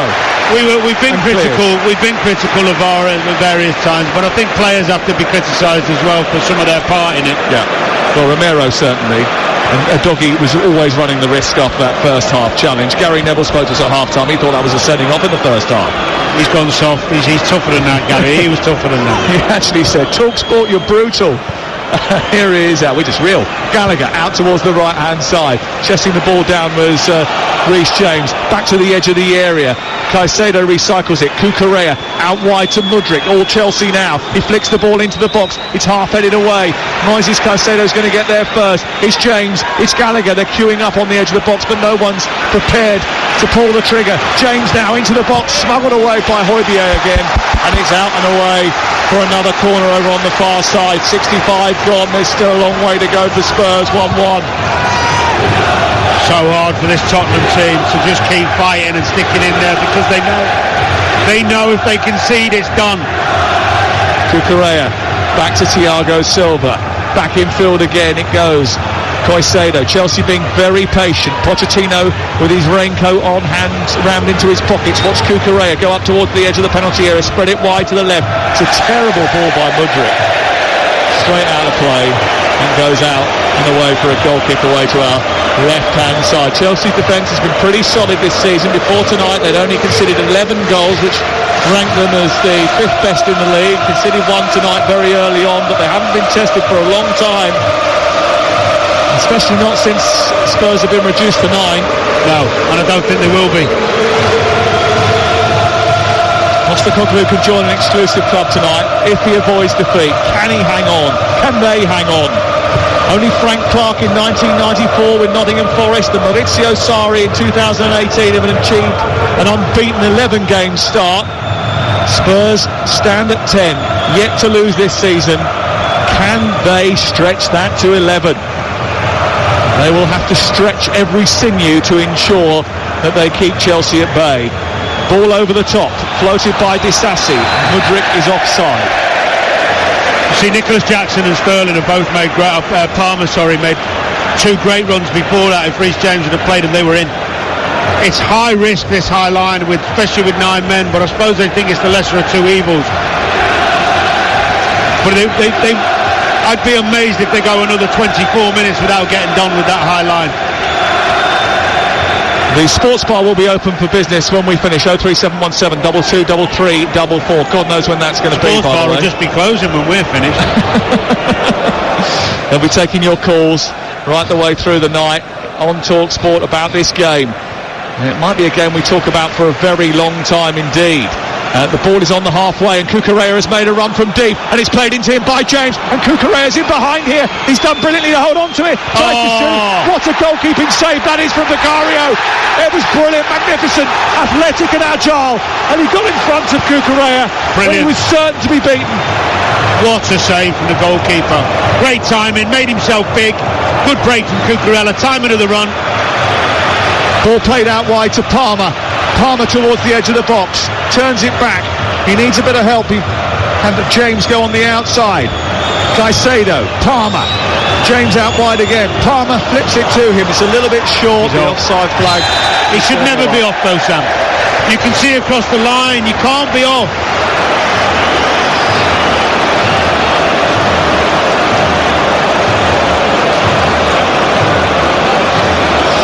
Adrian Dobbs has sent me a note. Only 3 outfield players that Spurs started with are still on the pitch. Son, Porro and Bissouma.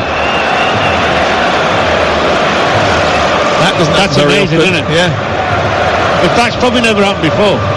Well, you can have 5 substitutes, and I suppose if you have 2 players sent off, it's likely that it could happen. It might not happen in the Premier League era, though. It might have happened somewhere.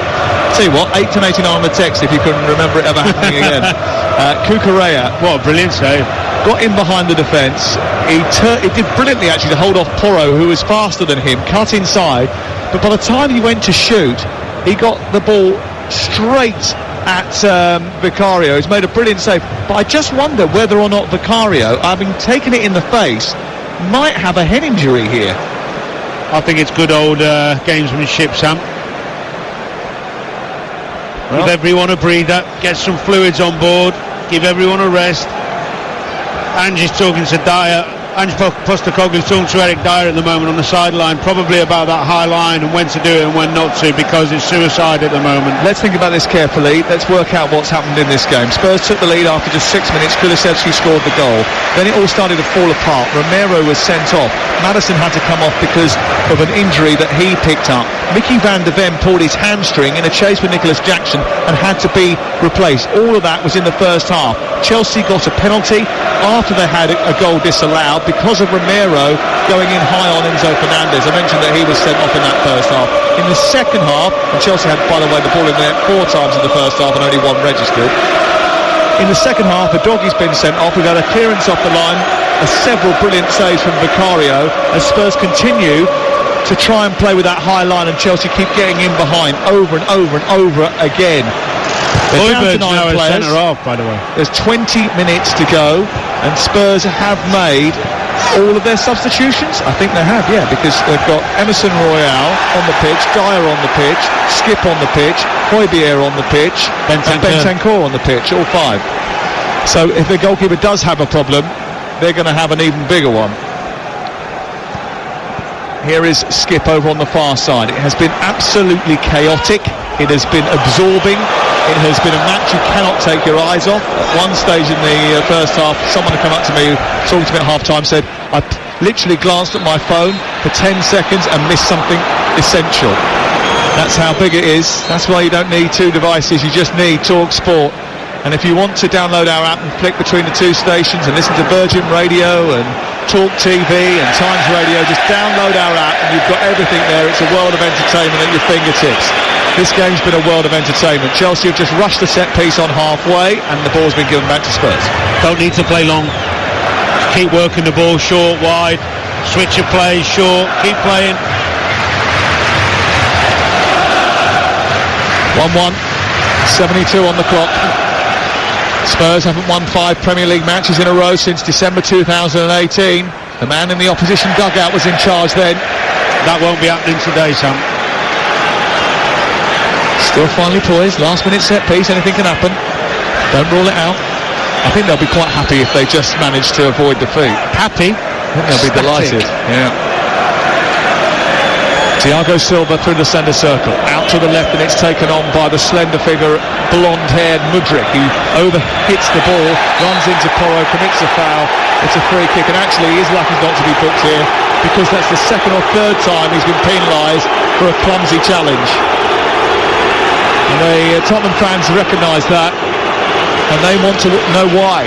And they will ask questions as well at the end of the game, why in all of those litany of offences and issues and controversies that I've already mentioned, Reece James wasn't sent off. But then I suppose Chelsea will say, well, Doggy could have been sent off in the first half as well. I didn't see that as a sending off personally. Running back towards his own goal. I think there'll be more questions than answers that are asked after this game is up. 1-1 with 18 of the regulation minutes to play, plus whatever else has to be added on. We've got a huge amount of added time in that first half, 12 minutes, and we'll have a lot more in the second as well. Away by Pedro Porro. A game which at times is just literally taking you to a different dimension. Foul by Cucurella on Pedro Porro. Cucurella did well getting that, Porro. It's a little unfortunate there, Cucurella.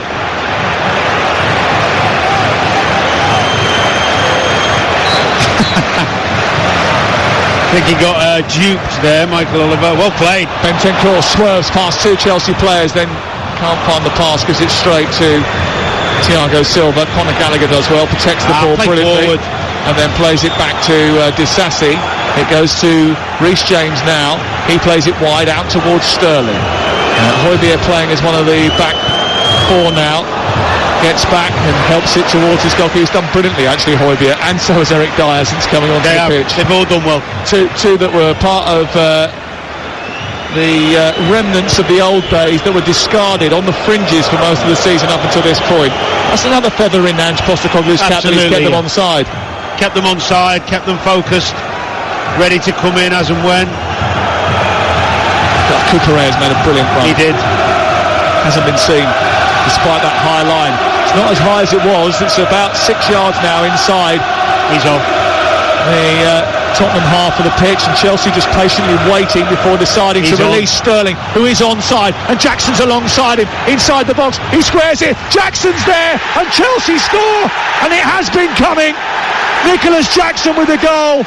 They waited, they drew Tottenham in, they sprung the offside trap. Sterling went down the right, Jackson was lurking in the centre, and he tapped the ball home, and Chelsea lead by 2-1 with 15 minutes to go. Well, we said the high line was going to kill them. You can't play a high line like that when there's no pressure on the ball. You're better sitting in, just defending the edge of your box.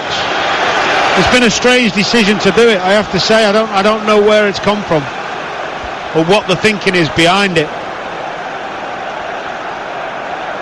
He looks well onside, doesn't he? Well, you said that as soon as he was released, and the ball was squared for Nicholas Jackson, and he tapped it in.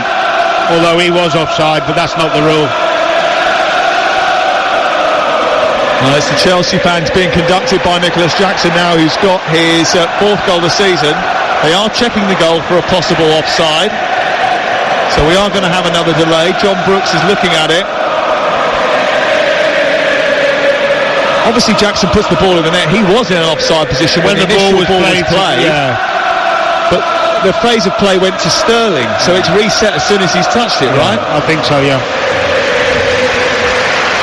Well, we shall see. They are waiting. I mean, this certainly can't be that difficult to clear up. It's really not. We're checking to see whether or not Sterling's left foot is ahead of Emerson Royale. He's onside, so that should be fine, right? We've seen it. Now, I'm sure he's behind the ball there, Nicholas Jackson, as the ball comes across on our monitors in front of us from Sterling. I think that's going to be okay. Goal. Chelsea celebrate again after a long wait. No offside against Sterling, and Chelsea lead by 2-1. And now they're in a position where if they are victorious here, then they will be the first team to beat Tottenham in 90 minutes this season, the first team to beat them in the league this season. Reece James comes off, Malagusto comes on. I'm hoping that's just as a precaution for Chelsea.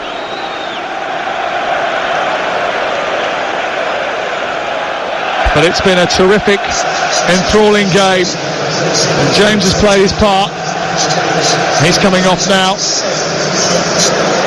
Conor Gallagher has the captain's armband as a result.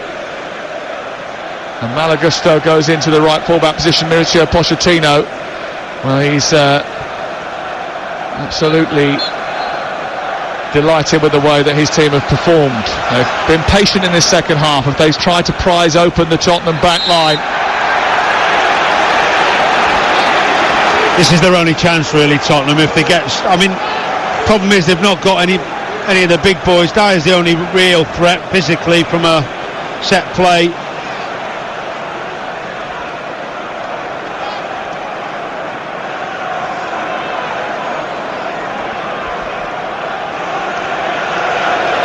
.78 minutes on the clock. Chelsea 2, Spurs 1. And Spurs down to 9 players. But here is a chance for Dyer at the far post. He's rammed it in, but he's offside. The free kick came in. It was flicked onto Dyer. He's rammed it past Sanchez, who didn't even see it coming. And the flag went immediately up. But was he? Was he? Now there's a nervous wait. Does it come off a Chelsea player or a Tottenham player? If it comes off a Chelsea player, he is off. Then he's offside. If it came off Bentancur, then he's onside. Who's it touch? It touches Bentancur first and then on to Disasi. I think it'll be ruled out. But you're right, that's the chance. I mean, Chelsea very sloppy there. Well, he's the only threat, and he's in a load of space, but he is offside. But it's only fractional. This is bizarre. It just keeps going on. Just when you think that it's all going to... See, how can they see from that still whose head is coming off? Well, we've seen it from the other angle. We know it comes off Bentancur and then it comes off. Let's try and just hope it doesn't, eh? Why? Because then we've got 2-2. The Spurs are back in it. It sounds like you're being a little bit biased. No, I love football.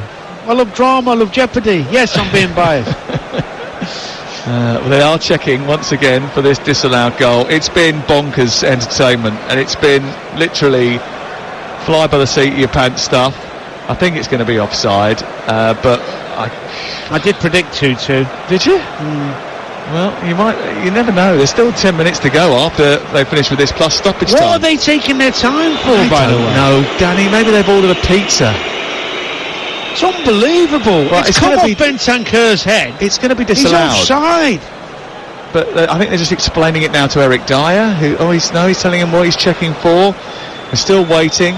Oh, maybe in the middle of the line. You see, Dyer might not be off. They're trying to get the line. They're trying to get a camera angle so they can get both players in the picture to draw the line. I don't think they've got a big enough angle so they can see whether. But the linesmen give offside, so they won't be able to correct it. They won't be able to correct it if they think, yeah, I see what you're saying. That the far this in the middle. He's offside. Yeah, he's offside. Oh, just draw the line in the wrong place, man. Come on. No goal. It's 2-1 to Chelsea. Burst my balloon there. Well, we've still got 10 minutes to go, and Tottenham has still had a threat, even though they've had 9 men. Straight after Chelsea went in front, all of a sudden, Tottenham were there again, causing problems at the other end. I don't think they'll give up the ghost. Not yet. No way. Not this Tottenham team. Not the way that they've applied themselves so diligently in this game. It was strange, that high line against 11 against 9. I don't get it. Just waiting to be done.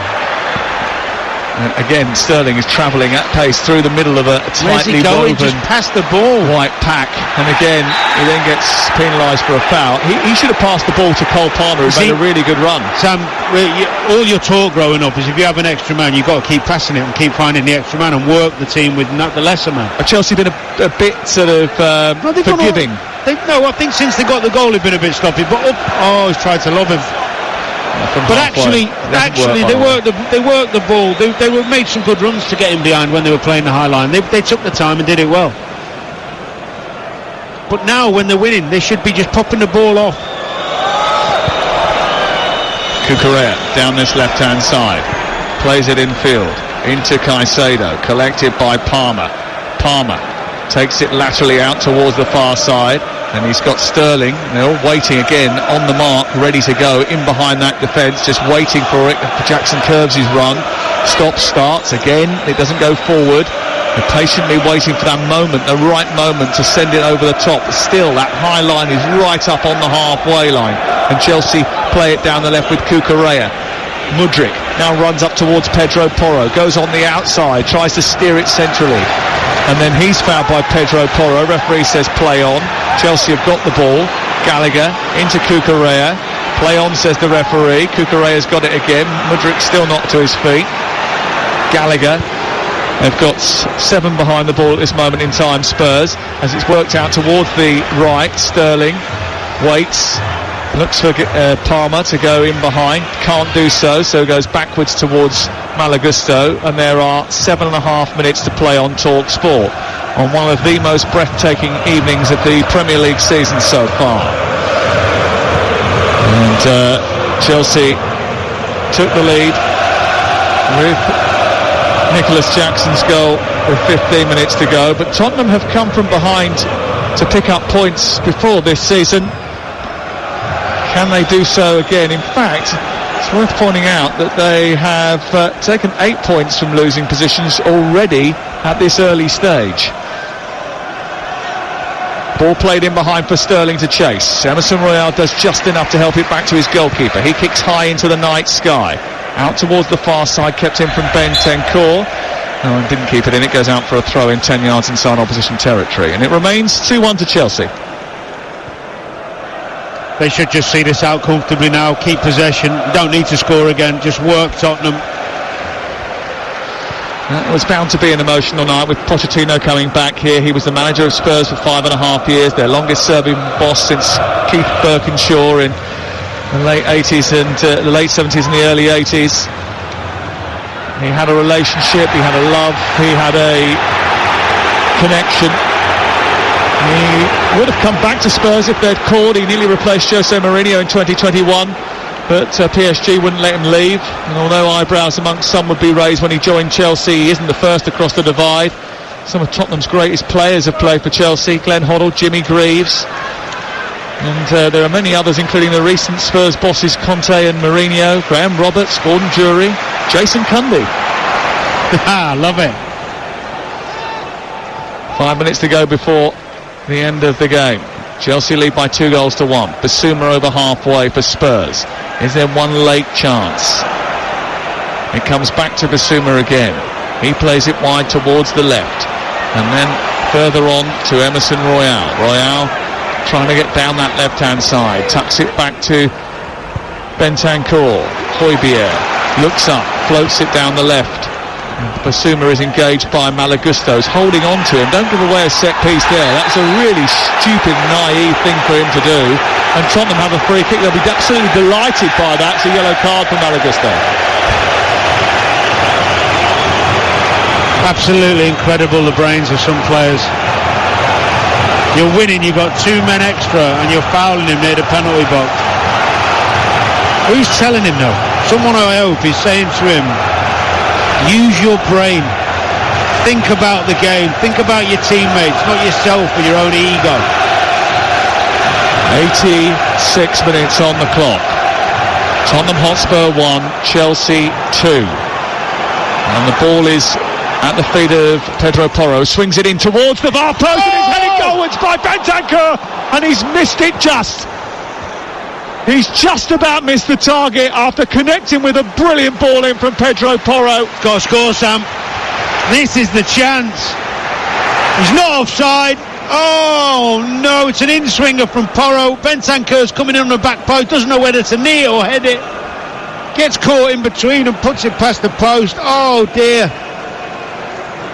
What a point that could have been for them. Wow. It could have been a seismic moment for Tottenham in this season, but Bentancur somehow has missed it. He steered it wide of the upright, and Chelsea once again from a set piece, bearing in mind that they've got extra numbers, allowed Tottenham to get a free header in inside the penalty area. It's criminal. It's really poor, really poor.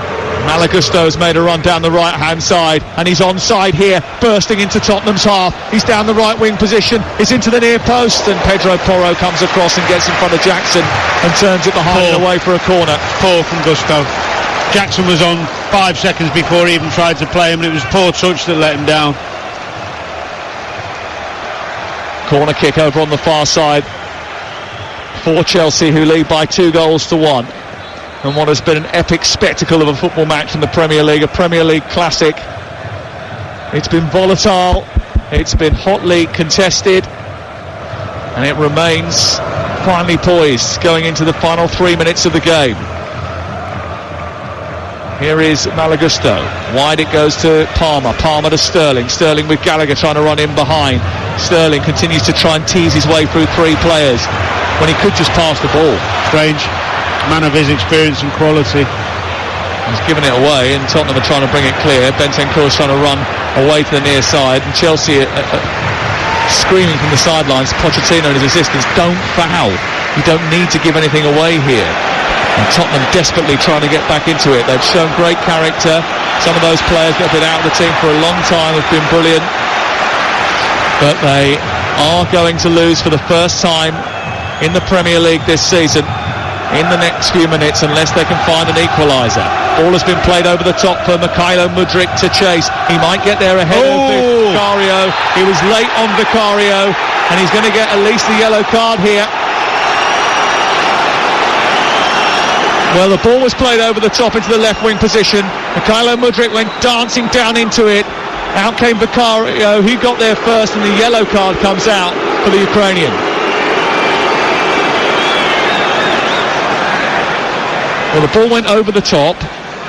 Yeah, brilliantly played by Moises Caicedo. Mudryk wasn't going to get there. And then Vicario, I mean, he did get fouled, but he amazingly managed to spring himself up and change direction, contorting in the air. Oh, dear. So brilliantly that I actually think he might have been recruited for the Italian high diving team. He's been a gymnast in his day, the boy. Sterling is off and Leslie Ugachukwu is about to come on. We're in the 89th minute of the game and it is still 2-1 to Chelsea. And the winning goal going to be scored by Nicholas Jackson. I feel disappointed in the game we could have had. Yeah. Do you feel disappointed that Chelsea scored with 15 minutes to go and they weren't still searching for it like now? It was still a knife edge now. Yeah, of course, but we've had Tottenham nearly score and have the goal disallowed, so we'd had some entertainment in the last part of the game, but I'm talking about the quality in which the game started and then to be changed by Romero's stupidness, really. It's a shame for the game that was so high tempo, so forward thinking in terms of two teams both wanting to win and go after each other. I think it could have been a real classic. The only thing that could happen now is if Vicario can't continue, they put Eric Dyer in goal and Spurs score an equaliser in the 9th minute of stoppage time. That would definitely exit. Are we on overtime, by the way? 9 minutes of added time at the end of the 90. No, I mean pay. Oh, right. What time is it now? Is it past 10 o'clock? Yeah, it's 10 o'clock now. So the sports bar, which should be open for business, is still locked out. You still can't get a bevy and a bit of reaction. 03717 223344 is the number to call. If you want to speak to Jamie O'Hara and Carlton Cole tonight about what was just an unbelievable game of football, the lines are open now and you can take your opportunity to give your opinion to the boys.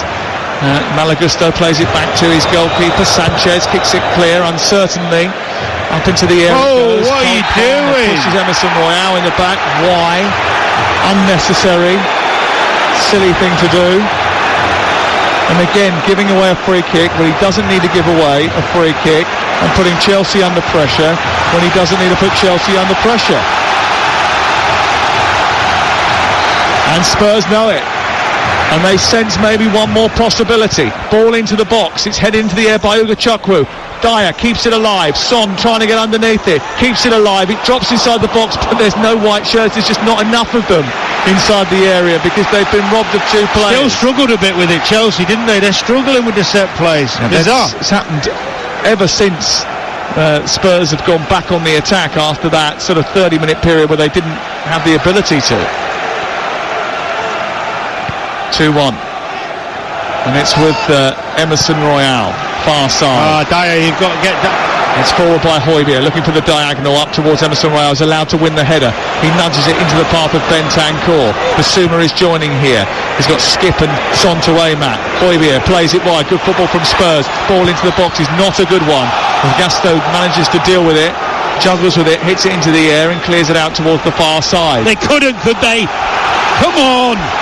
There's one more late VAR check in this yet, Danny. You never know. You never know. 93 minutes gone. You're listening to TalkSport on a thrilling night of football. Skip round the corner on the halfway line. Pedro Porro is beaten to it by Cucurella. Foul against him. And it's going to be a Chelsea ball.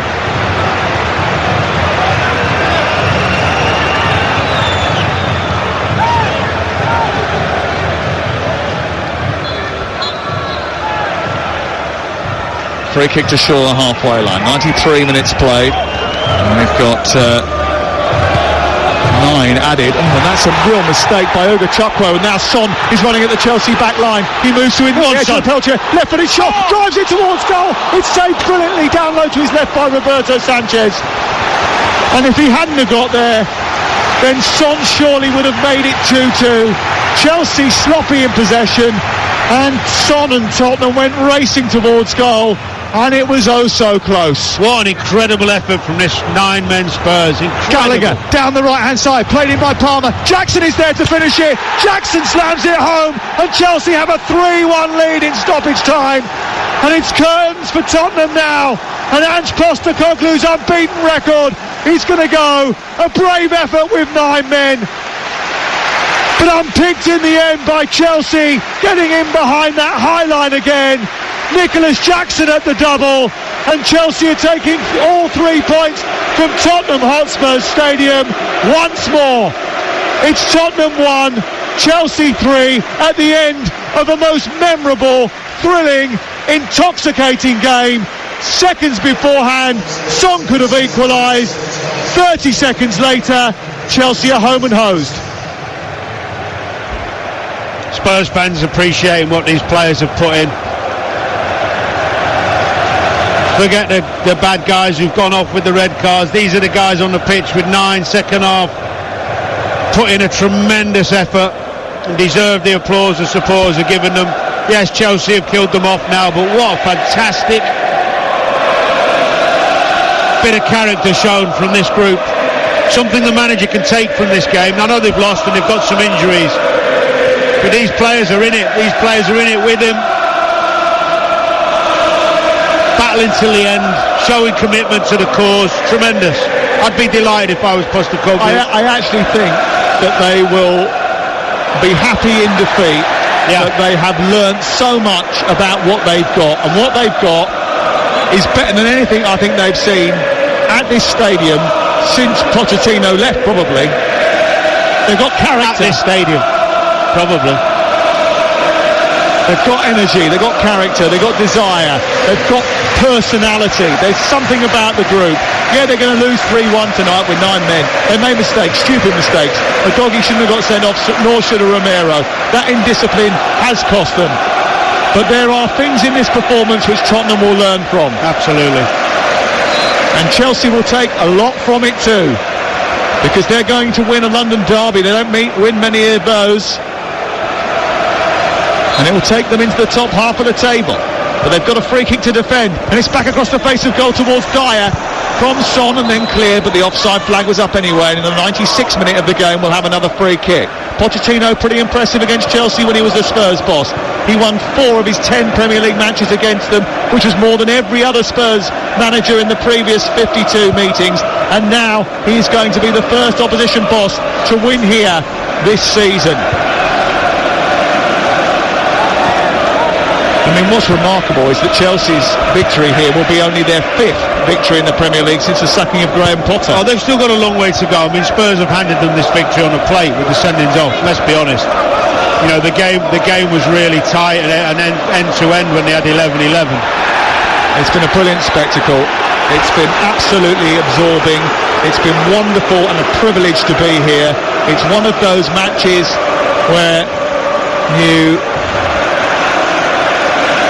take stock, go home, download it, watch it again. He's in for a hat-trick. A lovely ball through the middle onto Jackson, a chance to complete the hat-trick here. He hesitates, rounds the goalkeeper, pops it into the empty net, and Nicholas Jackson proves maybe he is for real. A hat-trick against Spurs will make him a Chelsea cult hero.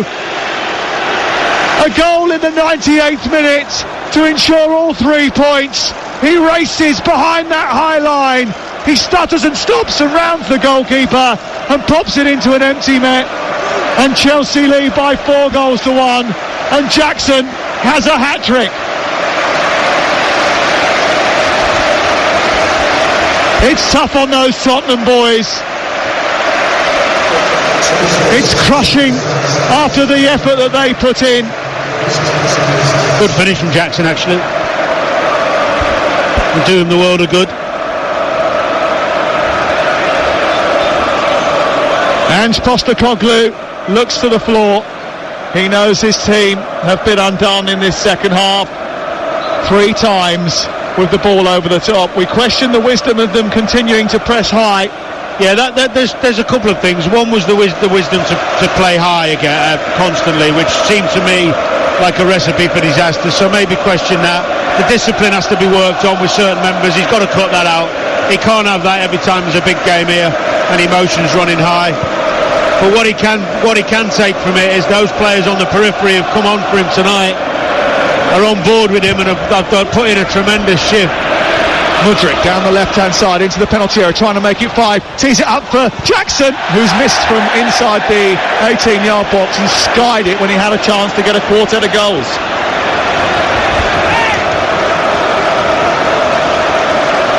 See, this is where if I'm a Tottenham player, I'm just having a word with Michael Oliver and saying, Michael, blow the whistle, will you? And they've played the 9 minutes. Game's done. Chelsea have scored 4, Tottenham have 1. They used to call it 3 points lane, and now they're going to win for the 5th time at the new Tottenham Hotspur Stadium. Michael Oliver blows the whistle, and it is done. Ange Postecoglou may be Spurs Superman, but Chelsea are always their kryptonite. They have only beaten Bournemouth, Palace, Leeds, Leicester, Luton, Fulham and Burnley in their last 39 Premier League matches. So they will scratch their head and ask how on earth in their 40th game have they come to unstoppable Tottenham and prevented them from going back to the top of the Premier League. The answers are multiple. So much happened in this game. Sendings off, disallowed goals, mistakes, tactical errors. But Mauricio Pochettino, the man that led them into this stadium, is the first man this season to beat them in it. It means Manchester City end the weekend